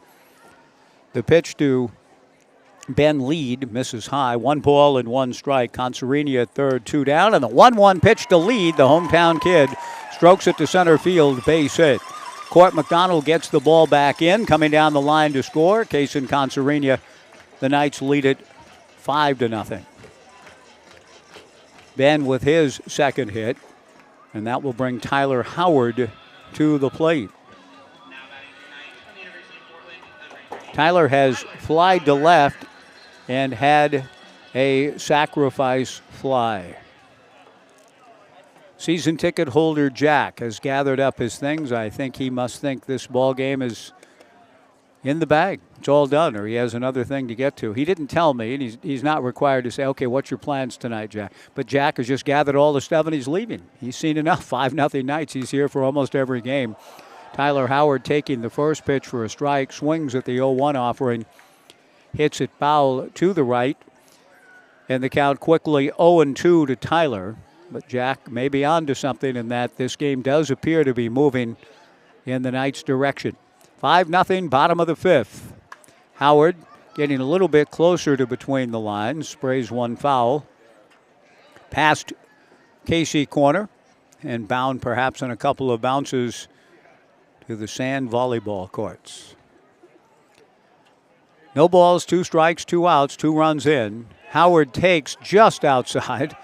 Joel Esparza, the Sweets catcher, held the ball up, hopefully, for about a count and a half and received no satisfaction from Zachary Burr. The 1-2 pitch, Tyler swings and gets a piece of it to stay alive. 1 ball and 2 strikes with 2 down in the bottom of the 5th inning. The Knights 2 in the first, 1 in the 4th, 2 in the 5th, in command, 5-0. Ben Lead at first, held on by Joey Winters. The 1-2 fastball from Bridger away. Ball 2, 2-2.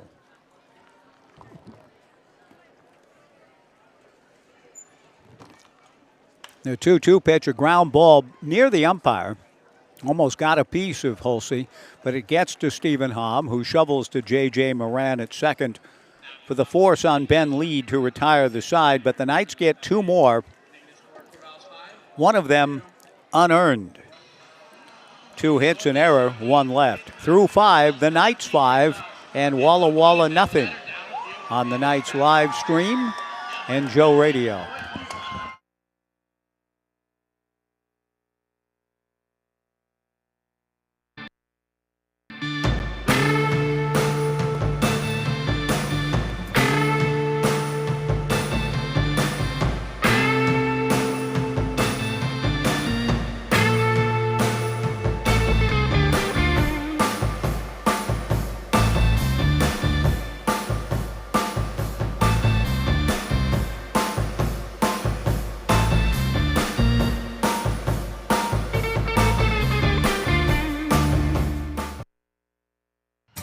Eugene Airport, we want to say thank you. Thank you to our community for choosing us to connect you to many destinations, other cultures, your families, and friends. Thank you to our dedicated and professional staff for ensuring the airport experience is excellent. And thank you to local residents and businesses for making us who we are. We are proud to serve you, our region, and beyond. Together, we continue to grow and thrive. Thank you for flying local and for flying EUG.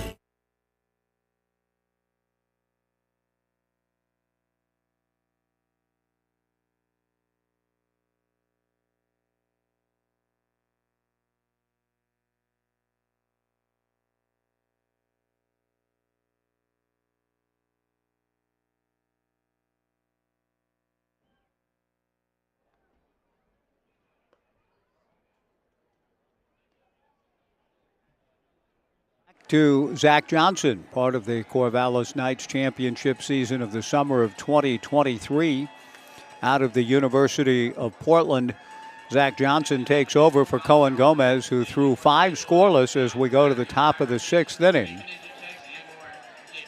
My hope will be to sit down with Cohen after the ball game tonight and get his thoughts about his summer with the Corvallis Knights and his impending trip to the great program on the farm.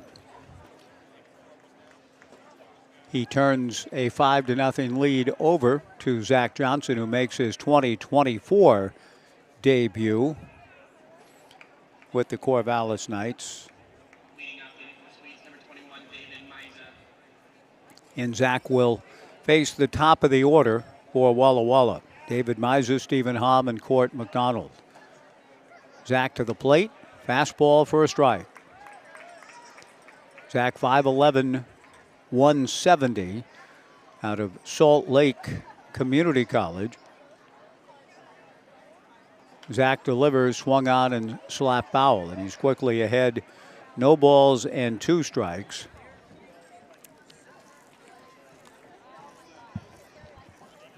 Trying to keep this shutout intact. Delivers a changeup. Beautiful pitch. Swung on and missed. Strike 3. David Miza 0 for 3. Cohen Gomez ended up going 5 scoreless, allowing just 1 hit. He struck out 5 and walked 2.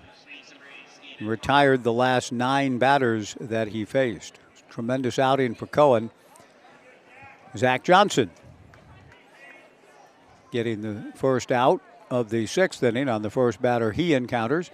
The right-hander to the plate. Slider just outside, ball 1. 1 ball and no strikes.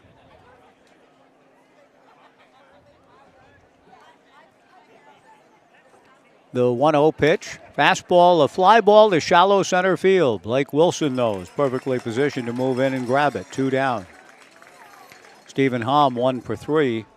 Court McDonald will be the batter. Zach Johnson out of Lake Ridge High School. But if I'm reading, and I haven't gotten all of the information yet about him, just joining the club this summer.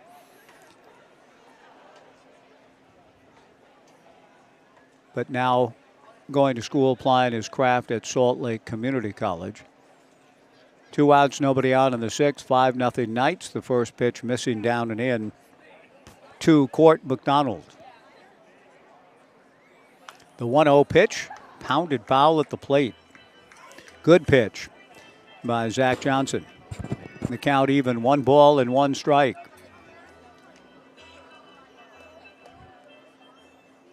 Cascade Collegiate League All-Stars tomorrow, 6:35.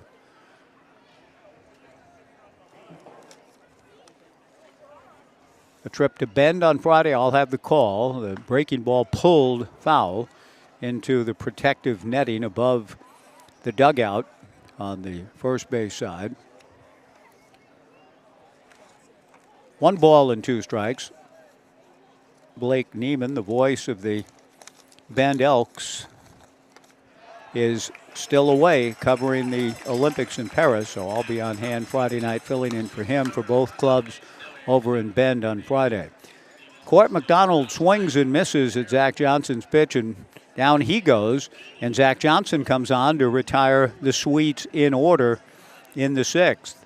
Gomez and Johnson have combined for a shutout through 6. We go to the bottom half of the 6th inning. The Knights 5 and Walla Walla nothing on the Knights live stream back in 90 on Joe Radio.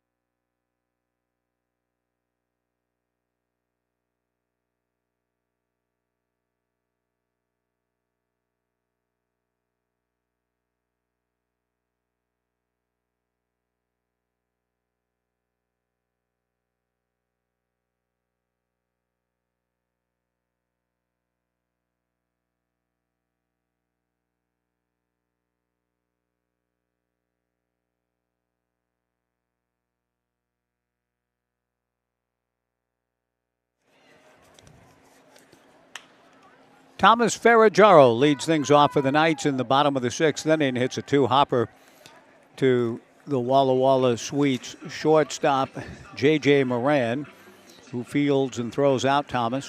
1 away. Thomas 0 for 3, but he walked and scored back in the Knights' 2-run first. It's 5-0 Knights in the bottom of the 6th inning. That trip to Bend coming up on Friday, 6:35. Now first, Cascade Collegiate League here tomorrow on Oregon State night. CCL on Friday, Bend tomorrow, Bend on Friday from Vince Guinna. Yukamoto takes a strike from left-hander Bridger Klontz. The 0-1 pitch misses down and away. 1 ball and 1 strike the count. Yukamoto singled home a run in the first, is flied to right and walk. Klontz's 1-1 fastball in there, strike 2. 1-2 the count to Yukamoto. Blake Wilson on deck. Saturday night, a fireworks show, the second and final one of the year. 7:15 start. Ty checks a swing and a breaking ball away, ball 2. Go Beavs night tomorrow night. Fireworks on Saturday and fan appreciation night come Sunday. Yukamoto takes low and away, ball 3. 3-2 the count at Sunday finale on the 4th of August, 5:05. An anniversary of indeed a sad day in the history of our conference. A fly ball to left, which is now a 2-member league. Colby Felix moves over to make the catch. 2 down, Blake Wilson the hitter. Fan Appreciation Day, Sunday, the last home game of the regular season. The following Sunday, the Knights will be in this ballpark playing in the divisional series. They'll travel to the 4th seed if they indeed hold on to the overall number 1 seed. And in fact, they will travel. They've clinched the number 1 seed in the first round by winning the first half. They'll travel on Saturday the 10th and be here on Sunday the 11th. The first pitch to Wilson, a strike from left-hander Bridger Klontz. The 0-1 pitch missing. The count 1-1. 5-0 Knights. 2 down, nobody on in the bottom of the 6th inning. Walla Walla at 7 for 14 out of the playoff hunt. The pitch to Blake, a strike, and Blake nods his assent at the call by Zachary Burr. 1-2 the count. It's essentially a 4-team race for the top 4 spots in the South. The 1-2 pitch, Wilson pokes it foul to stay alive. Ridgefield, the Pickles, the Bend Elks, and of course the Knights, who are already in. 2 back in the second half in the South, but will be the team with the number 1 seed in the divisional round. The team with the best record would host the divisional championship game, and the team with the best record hosts the West Coast League championship game. Blake Wilson swings and misses. Bridger Klontz on his game. Klontz retires the Knights in order. Bridger's had back-to-back good performances. And we go to the top of the 7th inning. It's the Knights 5 and Walla Walla nothing. Back in 90 on the Knights live stream and Joe Radio.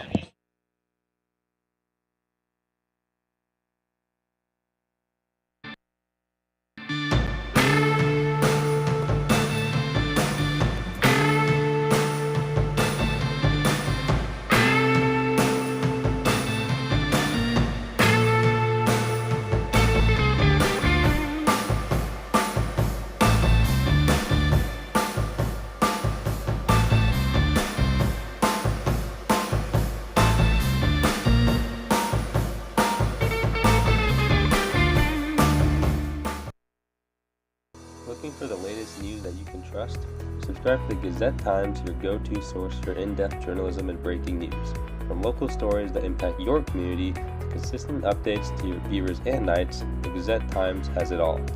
For only $1 for 3 months, enjoy unlimited access to our e-edition, unlimited articles on GazetteTimes.com and our mobile app, and free access to newspapers.com archives. Subscribe today and join the Gazette-Times community.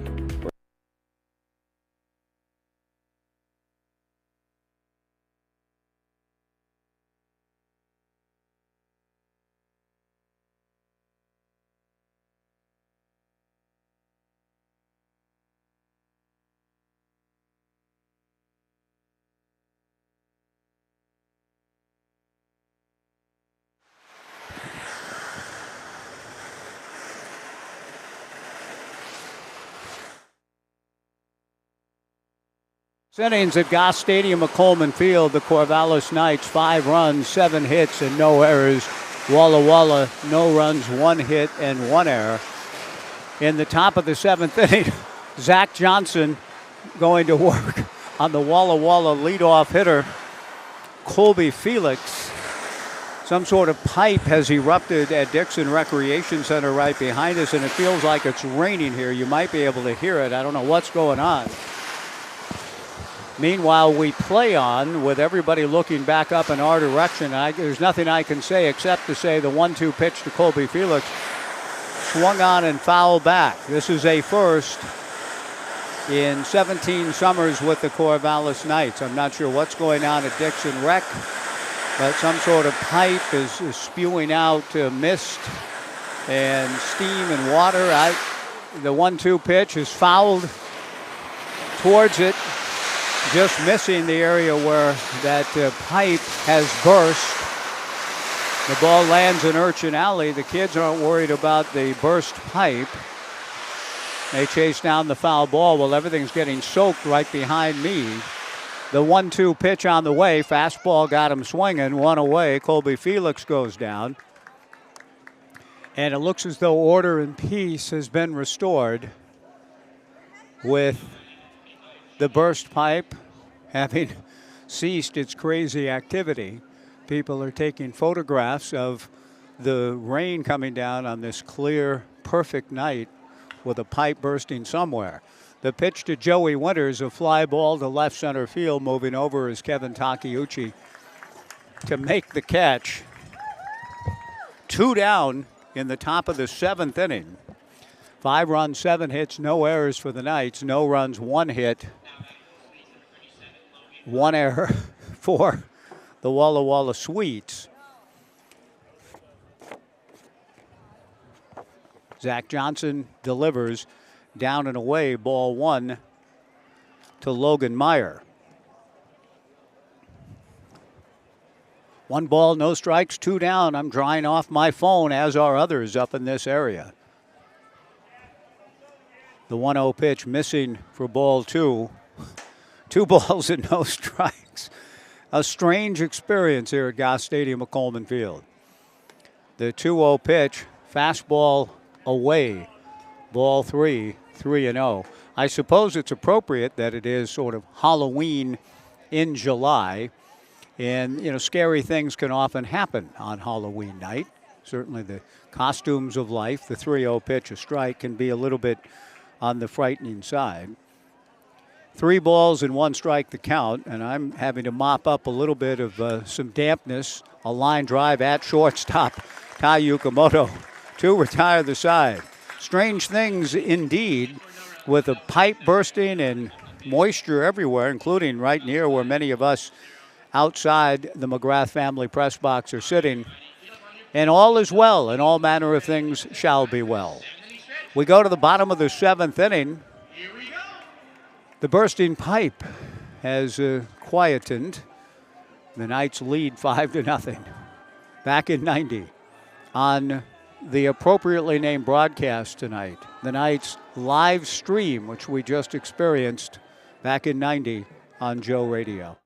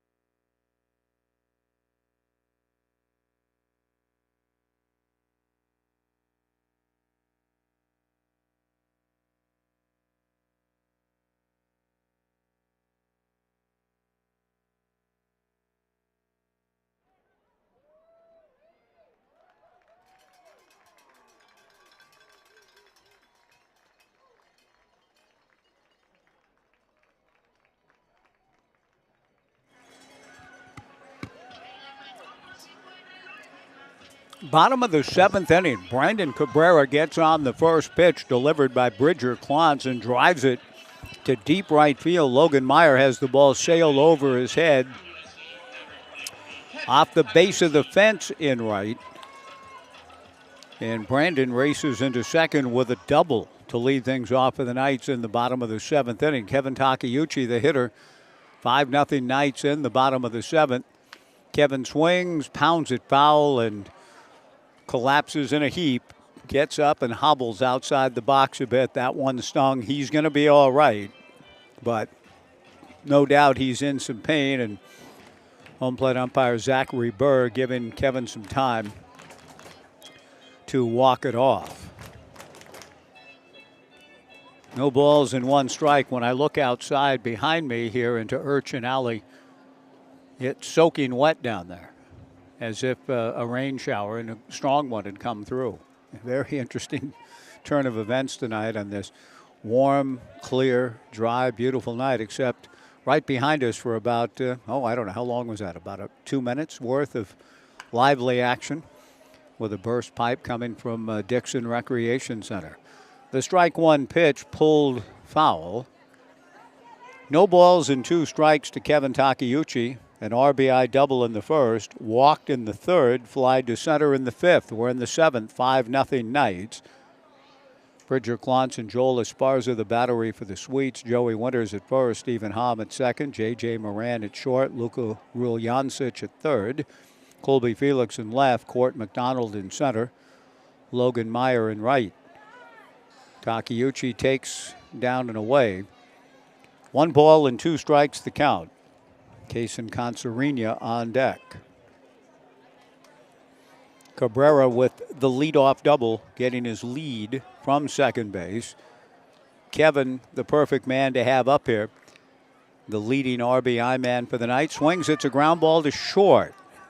Moran backhands, throws low on a hop, but it's dug out by Joey Winters off the turf. Kevin grounds out, and Moran does a nice job to hold Brandon Cabrera at second base. 1 away, Kaysen Concerina will come to the plate.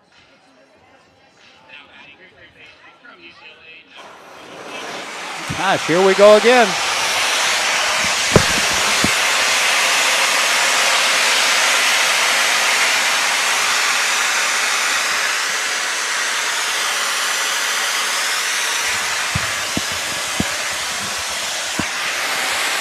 Kaysen swings and it's one foul at the plate. The count, no balls, and one strike.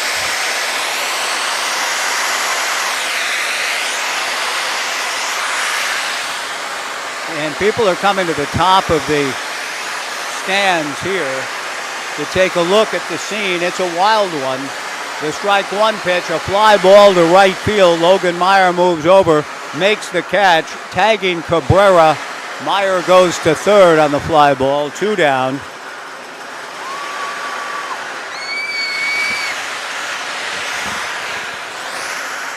Coulter McAnally will be the batter.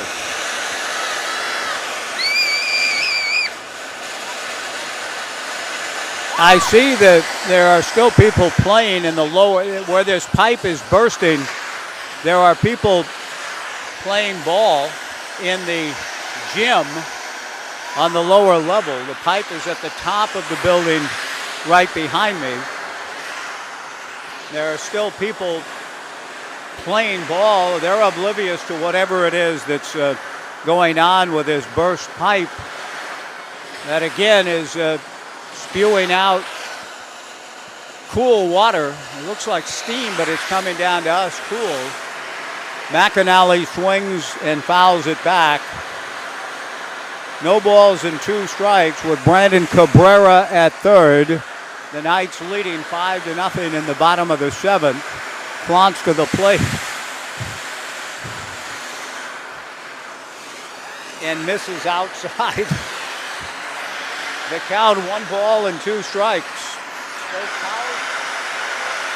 The 1-2 pitch in the turf. The count, 2 balls and 2 strikes.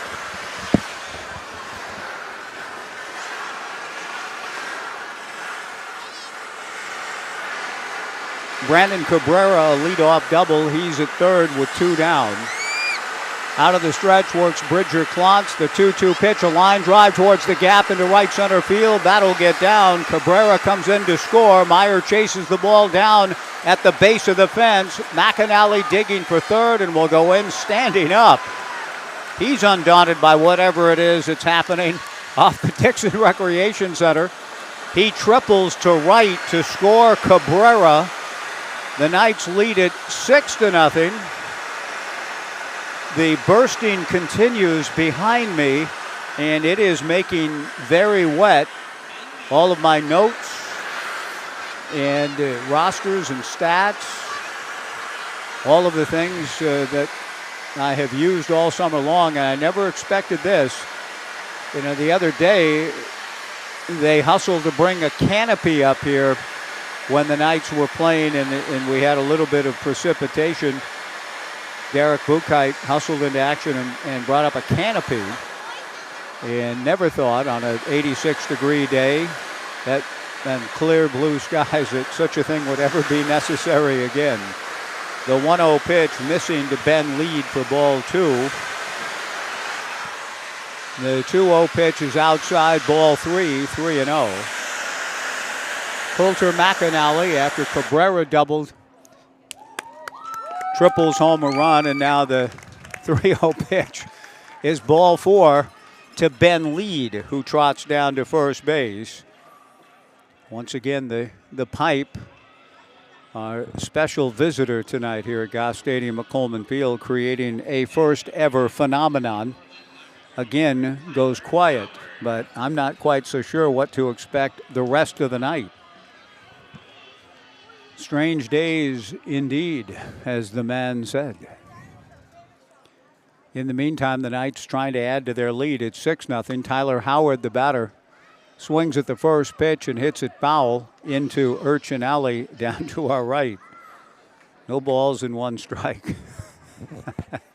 Well, when I visit with Cohen Gomez after the game, I hope to anyway, and get a pregame show interview ready for tomorrow in CCL in town, 6:35 here in the last non-league game of the summer of 24. I'm going to ask Cohen what they were making of and what they thought and how well they heard and saw the activities going on right behind us beyond Urchin Alley at Dixon Rec.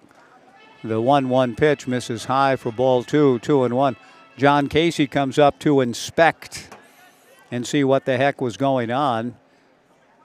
The 2-1 pitch on the way to Tyler, a fly ball to right center field. Logan Meyer, who's at a workout, will defer to center fielder Court McDonald, who makes the catch.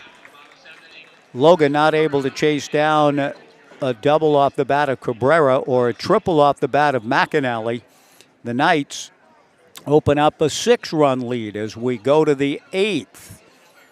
And at the end of a full 7, the Knights 6 and Walla Walla nothing on the Knights live stream. And we'll be back in 2 with a pitching change coming up. Time for me to dry things off and regroup. Back in 2. Somebody bring me a towel, please. Back in 2 on the Knights live stream and Joe Radio.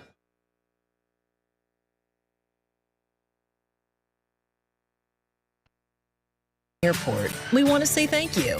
Thank you to our community for choosing us to connect you to many destinations, other cultures, your families, and friends. Thank you to our dedicated and professional staff for ensuring the airport experience is excellent. And thank you to local residents and businesses for making us who we are. We are proud to serve you, our region, and beyond. Together, we continue to grow and thrive. Thank you for flying local and for flying EUG. News that you can trust. Subscribe to the Gazette-Times, your go-to source for in-depth journalism and breaking news.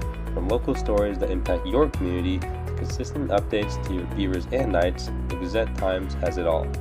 For only $1 for 3 months, enjoy unlimited access to our e-edition, unlimited articles on GazetteTimes.com and our mobile app, and free access to newspapers.com archives. Subscribe today and join the Gazette-Times community.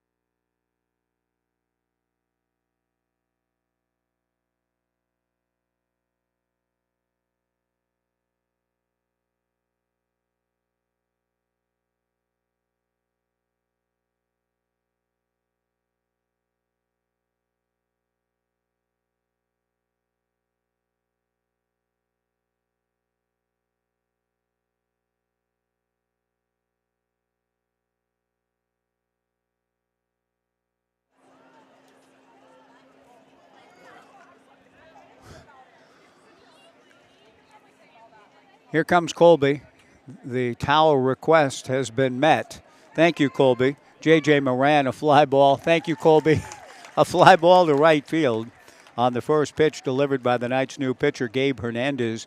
Gabe was handing out candy to fans coming into the ballpark earlier on this Hollywood in July night at Goss Stadium at Coleman Field. Now he comes into the ball game in the top of the 8th and makes his first pitch, a good one, leading to an out on the J.J. Moran fly ball. 6-0 Knights, top of the 8th inning.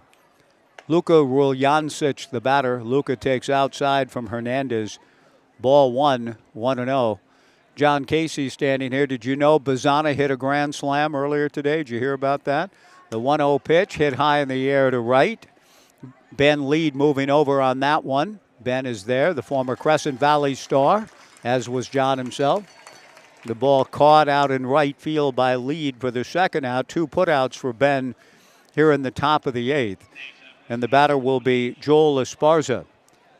B.G. Gould has called me 3 times today, and I've been otherwise occupied and not able to answer the phone, but I have a feeling Beej was calling me probably about Bazana's grand slam. I heard from several along the way who texted me the good news. A swinging bunt by Joel Esparza.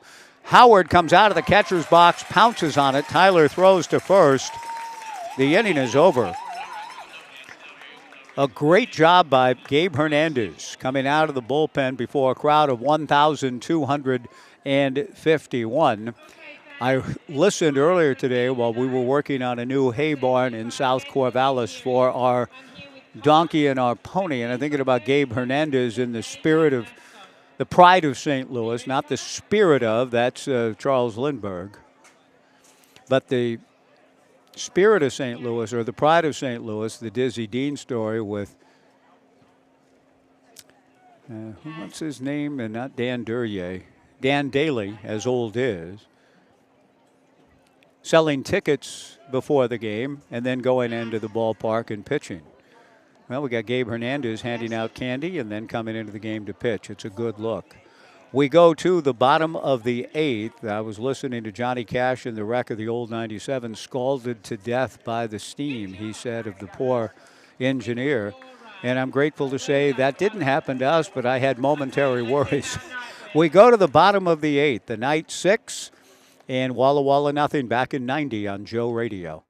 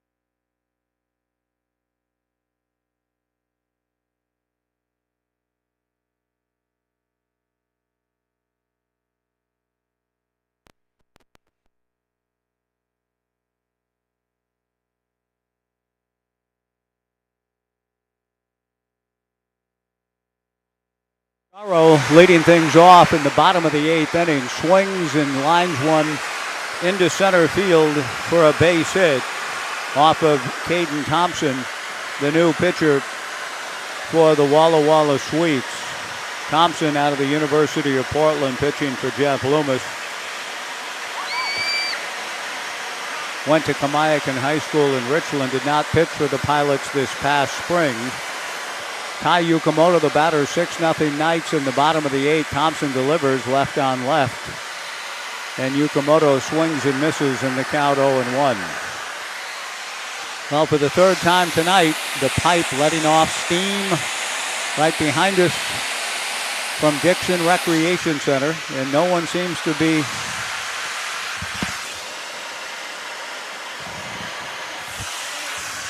the 1-1 pitch on the way.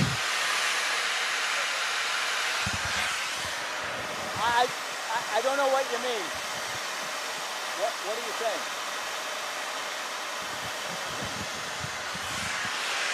Two balls and two strikes. Todd Palmer is attempting to communicate something to me. He's here with his wife Camille and their son Jackson, outstanding professors at Oregon State, and he's kind of going Harpo Marx on me here, and I can't quite interpret the pantomime.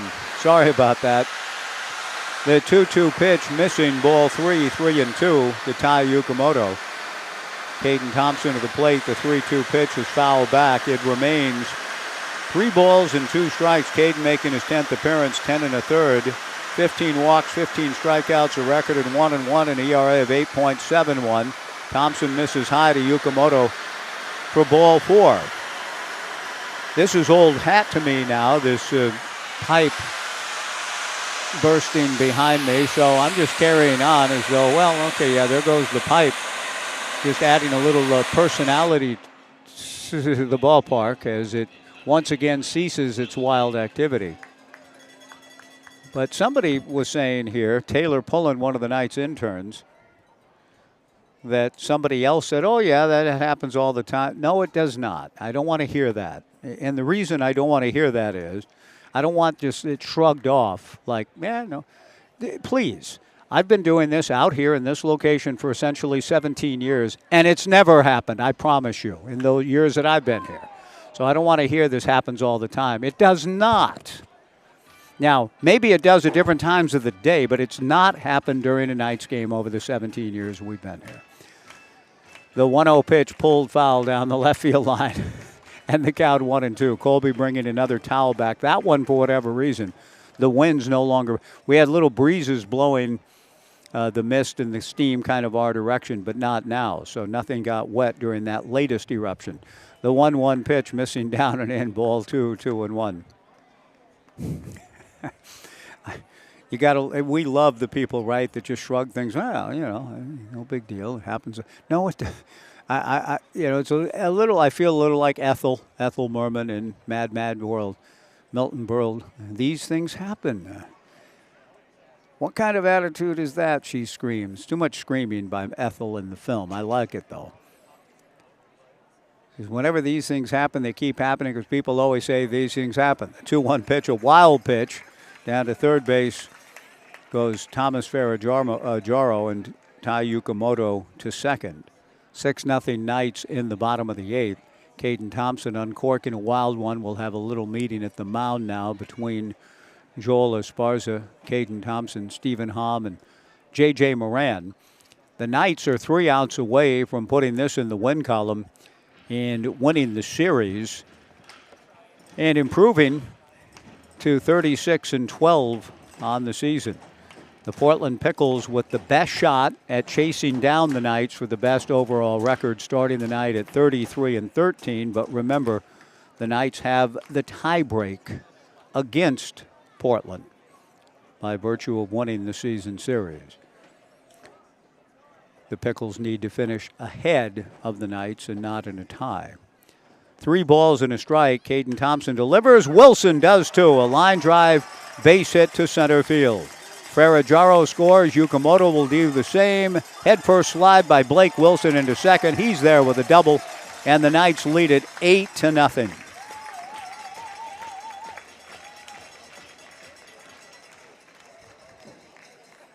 After that brief 2-game slump wherein the Knights failed to score in back-to-back games, 19 innings the streak reached before last night's ball game. And they've come through last night in a big way and certainly tonight as well. An 8-0 advantage for the Knights in the bottom of the 8th inning. Nobody out in the inning. Brandon Cabrera, the hitter. Blake Wilson, a 2-run double. Brandon takes low, ball 1, 1-0.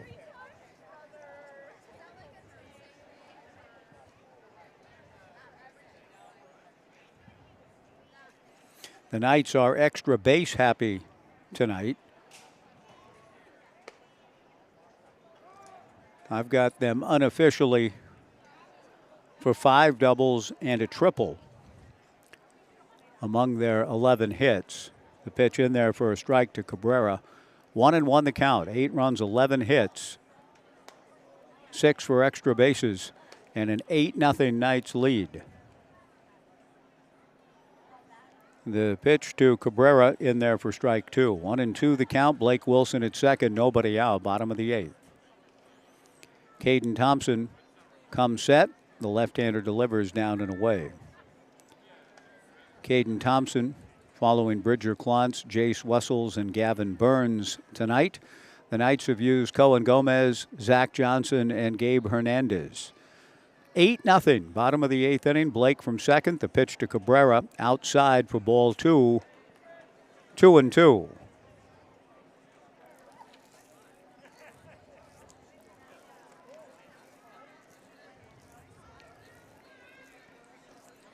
Out of the stretch works Caden. The 2-2 pitch, pop foul to the right. High in the air and will carry into Urchin Alley. Different kind of action in the alley tonight. Not a lot of foul balls in there, but 3 bursts of a pipe from the Dixon Recreation Center have contributed to different atmospherics in the alley this evening. The 3-2 pitch is high for ball 4. 2 walks in the inning delivered by Caden Thompson. And that brings to the plate Kevin Takeuchi.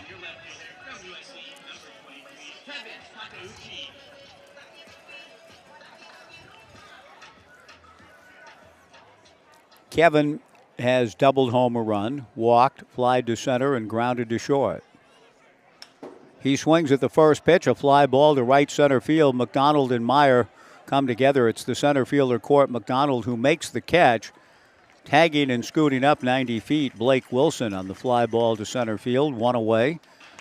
Kaysen Concerina will be the hitter.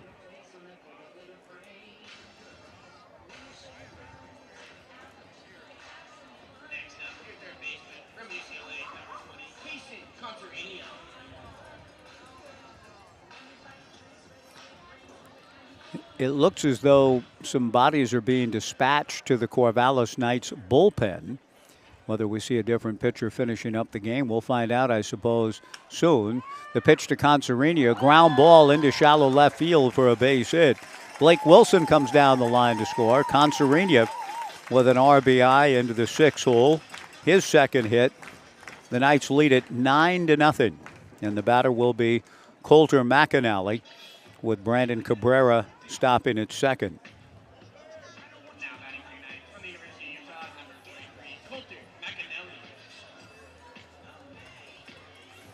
On the scoreboard tonight, Yakima Valley leading the Ridgefield Raptors 8-2. Ridgefield starting the night at 16-4. The Knights could pick up a full game and draw within one of the Raptors for the second half. Bend all over the Springfield Drifters tonight down the road, 11-3. First pitch to Coulter McAnally, missing for ball 1. The 1-0 pitch to Coulter, that's low for ball 2. 2-0. Big night for Coulter. He's walked, doubled and scored, had an RBI ground out and tripled. The 2-0 pitch, a chopper wide of third. Throw to second for 1, and that's all. The out recorded at second base. Stephen Hom dropped the ball, trying to make the transfer, but the out recorded and called so by Thomas Hulsey. 2 down on the fielder's choice, 5-4. And Ben Lead will be the batter. The Portland Pickles at Cowlitz leading the Black Bears 4-3 in the bottom of the 7th inning. The Knights would be Cowlitz fans tonight, just trying to hold off Portland for the best overall record. The pitch on the way to Ben, who's had a good night, misses outside. First and third, 2 down, 9-0 Knights in the bottom of the 8th. Ben is grounded out, had an infield single, singled home a run, 2 stolen bases back in the 4th, and walked. 1-1 the count. Thompson to the plate. The lefty delivers inside, ball 2, 2-1. Brandon Cabrera at third. Kaysen Concerina at first. Lead takes high and away, ball 3. 3-1 with Tyler Howard on deck.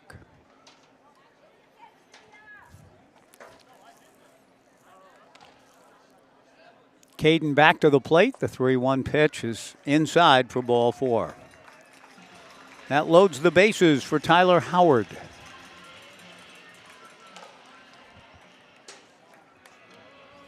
It appears as though somebody is throwing in the bullpen back of Thompson. 2 down in the inning. The Knights leading 9-0. Tyler Howard, the 9th man to come to the plate in the inning. The Knights 2 in the 1st, 1 in the 4th, 2 in the 5th, 1 in the 7th, 3 here in the 8th. Now Tyler trying to further separate this one, takes way outside. Ball 1, 1-0 from Caden. Adley Rutschman went 1 for 4 today and scored a run in Baltimore's 6-2 win over Toronto. Stephen Kwan slumping a bit, 0 for 4. Cleveland beat Detroit 5-0. Tyler takes high, ball 2, 2-0. The Mets beat the slumping Minnesota Twins today 2-0. Brooks Lee went 1 for 2. Trevor Larnach 0 for 1. Seattle over Boston at the Fens in the rubber game. 10-6. Am I looking at the? No, I'm looking at the wrong card. That was yesterday's. You need to move that out. Scratch everything I just said. The pitch missing for ball 3, 3-0 to Howard. The 3-0 pitch, ball 4 to the backstop. The Knights lead at 10-0. Down the line to score is Brandon Cabrera, an RBI for Tyler Howard. The bases remain loaded with Concerina to third, Coulter McAnally into second.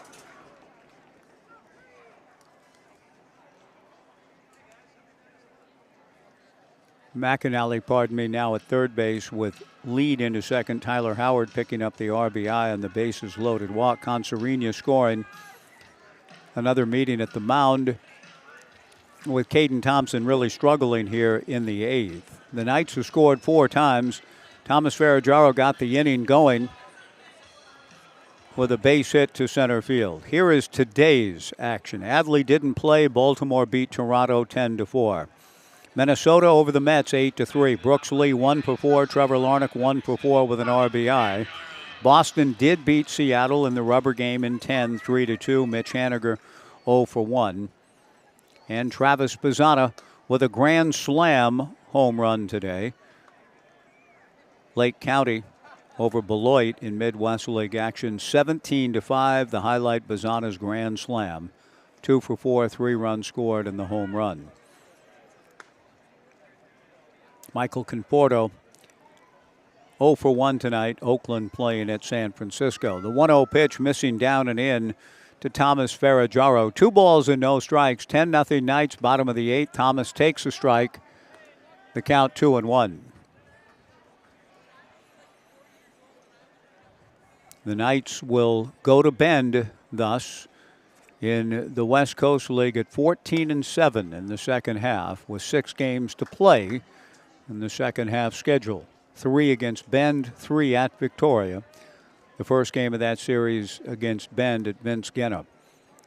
The pitch is in there for a strike to Ferragamo. 2 balls, 2 strikes, bases loaded, 2 down, 4 runs in. The 2-2 pitch is high for ball 3, 3-2.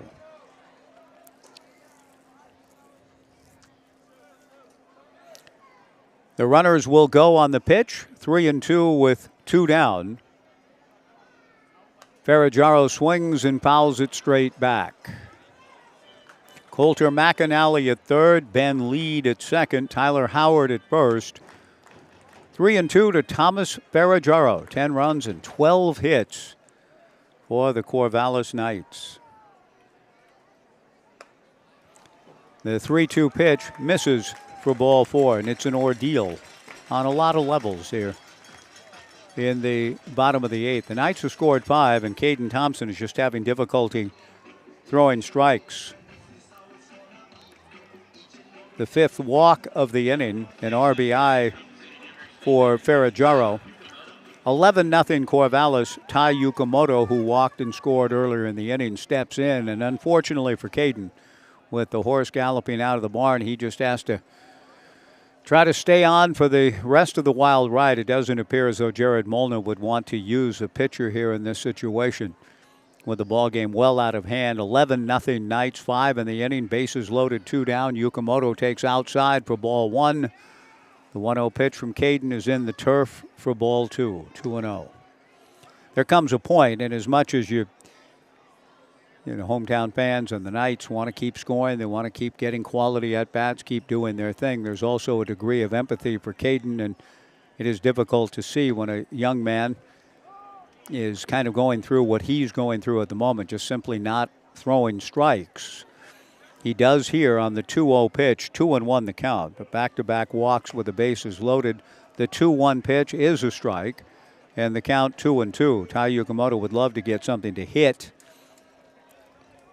and drive in a couple of runs. He has a chance to do so here. Bases loaded. The 2-2 pitch takes a good swing and fouls it back. 2 balls, 2 strikes, and 2 outs, just as in the end of days for Steve Blass as a pitcher when, for whatever reason, inexplicably, he could no longer command the zone. The 2-2 pitch to Yukamoto outside for ball 3. Blass had been one of the best pitchers in the National League, and then mysteriously, inexplicably, In 1973, he could no longer throw the ball over the plate. The 3-2 pitch to Yukamoto was low and away for ball 4. Another bases loaded walk. Ben Lead comes down the line to score. The Knights lead at 12-0, and Jared Molna comes out of the dugout to try to help Caden Thompson get through this. There's no one throwing in the bullpen. He may have somebody on the field that he could turn to, but it is a rough inning for a Walla Walla club that had won its last 2 series coming into this one. They won the opener 8-0 here in the first game of this series to make it 3 straight over the Knights. But the Knights came back to win big last night, and they're pulling away here with 6 runs in the bottom of the 8th to lead at 12-0. Coach Molna isn't going to make a pitching change, but he's trying to give Caden Thompson a little bit of a breather from the pressure, talk him up a little bit, and try to help the young man get through what has been, I'm sure, one of the roughest innings he's experienced. As a young and talented pitcher, you don't get to this level with many innings quite like this one. And the hometown kid out of Walla Walla really struggling now, hoping to find the plate as he faces Blake Wilson, who doubled home a run earlier in the inning. Blake swings, and it's one foul towards Dixon Recreation, which is still fully occupied. There's people playing basketball and volleyball. They have not been in any wise, it appears, deterred or frightened by the activity of the pipes, the pipes, the pipes. The strike one pitch misses high. My friend Bruce Coburn has a song entitled The Pipes, that could well be our anthem for this evening. 1 ball, 1 strike, 2 down. Blake takes high and away, ball 2, 2-1. 12-0 Knights, bottom of the 8th inning. The 2-1 pitch to the backstop. It's a wild pitch. Coming down the line to score is Tyler Howard. The Knights lead it 13-0.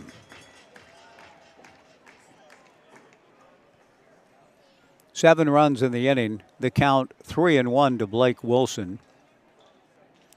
Brandon Cabrera on deck. Caden delivers high. Ball 4. 5 consecutive walks delivered in the inning for Caden. 7 walks in the inning. The Knights have scored 7 runs and lead it 13-0. Brandon Cabrera walked earlier in the inning. He's doubled to right, been aboard on an error. He scored 3 runs. He takes outside ball 1, 1-0. And this is tough for everybody right now. Ed Nags, arms folded, staring out to the mound from the first base box. Brooke Knight essentially doing the same. The 1-0 pitch is outside for ball 2, 2-0. If Caden walks another batter, for his sake and even for the sake of the game, Coach Molna may need to consider bringing somebody else in. The 2-0 pitch is high for ball 3. This is one of the more painful stretches I've ever seen a pitcher go through. 3 balls and no strikes to Brandon Cabrera, a pitch away from his 6th consecutive walk. And there it is. The 3-0 pitch is inside for ball 4. And the crowd tells you everything you need to know about this moment. And even the runner at third. Thomas Ferraggiaro is told by Brooke, hey, that was ball 4. Head on in. Ferraggiaro comes down the line to score. There's no cheering at all. And now, just now, Coach Molna dispatches some guys out to his bullpen. There's been nobody throwing, and he didn't have anybody, I guess, to go to or turn to, but now somebody is racing across the diamond to begin to throw back of Caden Thompson. The pitch to Kevin Takeuchi hit foul off to the right and out of play, and the umpires are just letting the reliever and the catcher run on the warning track to go out to the bullpen and get ready. Thompson trying to get through it. It would be a very minor but moral victory of sorts if he can without being taken out of the game. The bullpen Corps just now does arrive out there in the pen. The strike 2 pitch is outside to Kevin Takeuchi. 1 ball and 2 strikes the count.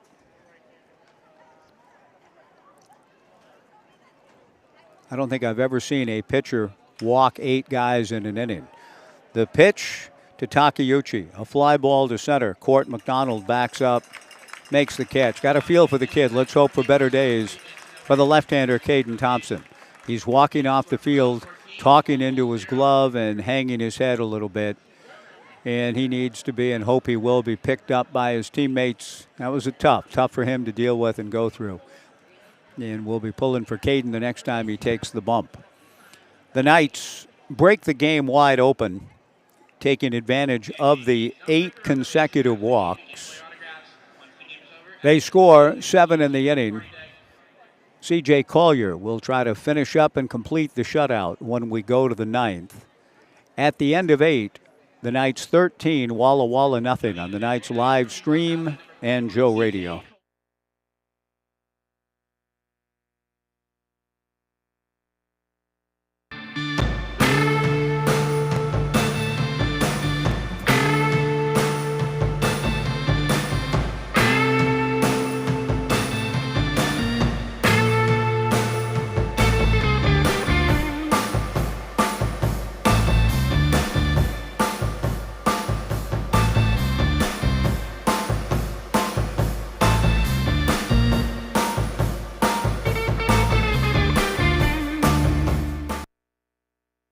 Hey Corvallis Knights fans, looking for an amazing deal?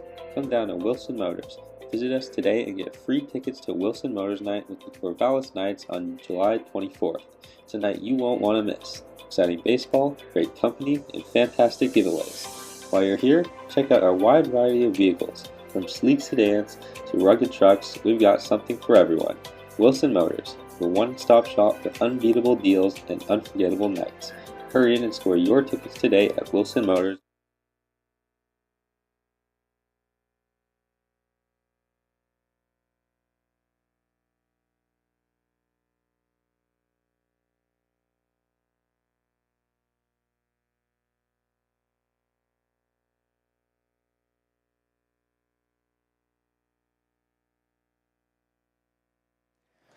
C.J. Collier, the pitcher, 14-0. I missed a run there. Trying to sum up what just happened. 8 walks in the inning, 8 runs, 14-0 Knights to the 9th. C.J. Collier trying to finish it up, delivers a 1-1 pitch, fouled straight back by David Miza. 14-0 Knights, top of the 9th inning. Collier back to the plate, breaking ball down, and the count even up now, 2-2. Miza has grounded out, sacrificed, and struck out. Ground ball slowly foul past Coach Benson. What Todd Palmer, in his Harpo Marx-esque fashion, was trying to communicate to me, and I could not hear him over the din, he was trying to communicate to me that the pipes loudness was registering at 84 decibels from where he was sitting. Matt Kimmel to my left had it at 97. And then Todd said, you're told anything above 90 for over 30 minutes or so can be dangerous to your health. We've had thus right where we sit plus 90s on 3 different occasions, but it hasn't lasted, thank heaven, that long. But it was very loud, and we're sure you could hear it along the way, those of you tuning our way tonight, and thank you for doing so on our Knights live stream with the first ever. Pitch foul back. It remains 2-2 to David Miza. Collier delivers, pounded foul at the plate. The count remains 2 balls and 2 strikes to David with Stephen Hom on deck. Court McDonald to follow. 14-0 Knights, an 8-run 8th inning. Breaks open what had been a reasonably competitive game. Ground ball foul outside of third. The count remains 2-2. Reasonably, the qualifier, I suppose, in that the Knights with 14 runs and 12 hits. Walla Walla, no runs and 1 hit. CJ delivers, and that's foul back. Good battle by David Miza. 2 balls and 2 strikes in the top of the 9th inning.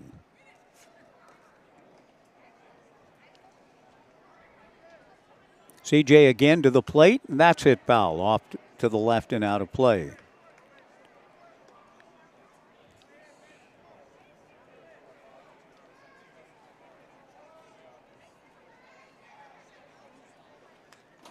And the pitch to Mises fouled again. 2-2 the count.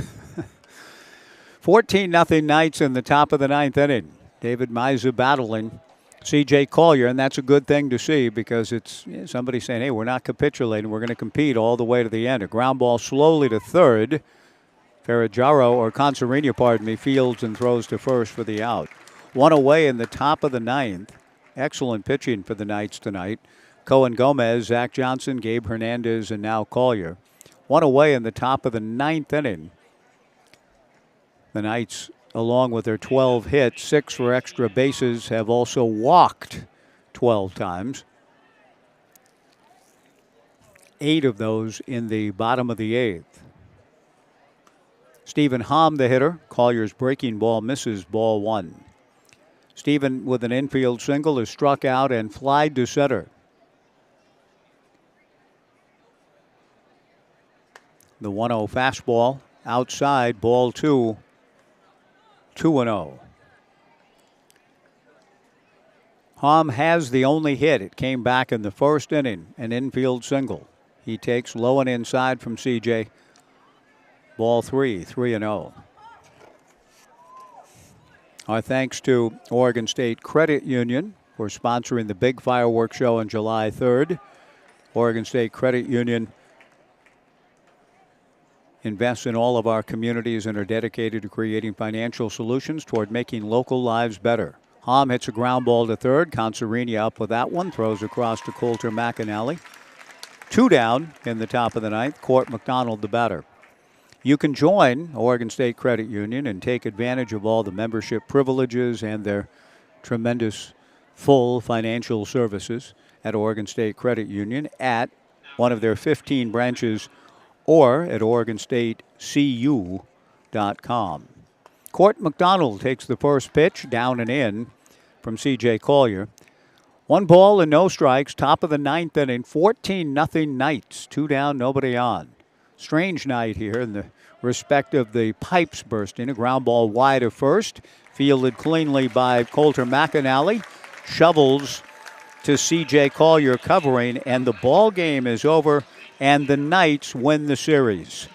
14 runs, 12 hits, and no errors. No runs, 1 hit, 1 error for Walla Walla. The Sweets took game 1 of the series. The Knights returned the favor. They were defeated by Walla Walla head-to-head in a 3-game series earlier this month. The Sweets taking 2 of 3 just ahead of the All-Star break and took the first game here to run their winning streak against the Knights to 3. The Knights have dramatically righted the ship the last couple of nights, and even playing through the 97 decibels and the wreck of the old 97 and the steam and all of that, we get through the strange events just fine with a little bit of mist and moisture over the top of us that we were not expecting. There is that on this Sulong Realty Group Mid-Willamette Keller Williams Realty Night here at Goss Stadium at Coleman Field, sponsoring Halloween in July. We'll be back tomorrow night with Go Beeves Night, presented by R.R. Chandler Luxury Home Building and Renovation. R.R. Chandler Luxury Home Building and Renovation presenting our final non-league game tomorrow night. Go Beeves Night, 6:35, right back here at Goss Stadium at Coleman Field. That's going to do it for us tonight. Thanks to all the towel keepers and bringing them our way during the pipes activity. It was a strange sort of night, but a good night again for the Corvallis Knights, who improve in the second half to 14-7, still in the chase for the second half division title. They've already clinched home field advantage in the first round of the playoffs by winning the first half. They improved to 36-12 overall, and they may be getting a little help with respect to Ridgefield, which was trailing late to Yakima. If Ridgefield falls, they would be 16-5 in the second half, 26-21 overall. The Knights resume league play Friday night in Bend. Remember to get your tickets for the Saturday night fireworks show. It'll be a huge night here at the ballpark. You won't want to miss out. That is the penultimate regular season game at Goss Stadium at Coleman Field. Fireworks night presented by Pioneer Connect and Samaritan Health Services. Fan Appreciation Sunday, August 4th at 5:05. Next up tomorrow night, the Knights and the Cascade Collegiate League All-Stars. We'll talk to you at 6:25 and look for a conversation for Cohen Gomez, tonight's winning pitcher, in our pregame show. The Knights 14, Walla nothing for Andrew Roderick, Evan Bach, Brian Thomas, Sawyer Gowan, and all of the people bringing me towels to try to keep the pipes away. This is Mike Parker thanking you for joining us. Our final score, the Knights 14, Walla nothing. See you tomorrow night on Go Bees Night on the Knights live stream and Joe Radio. So long, everybody.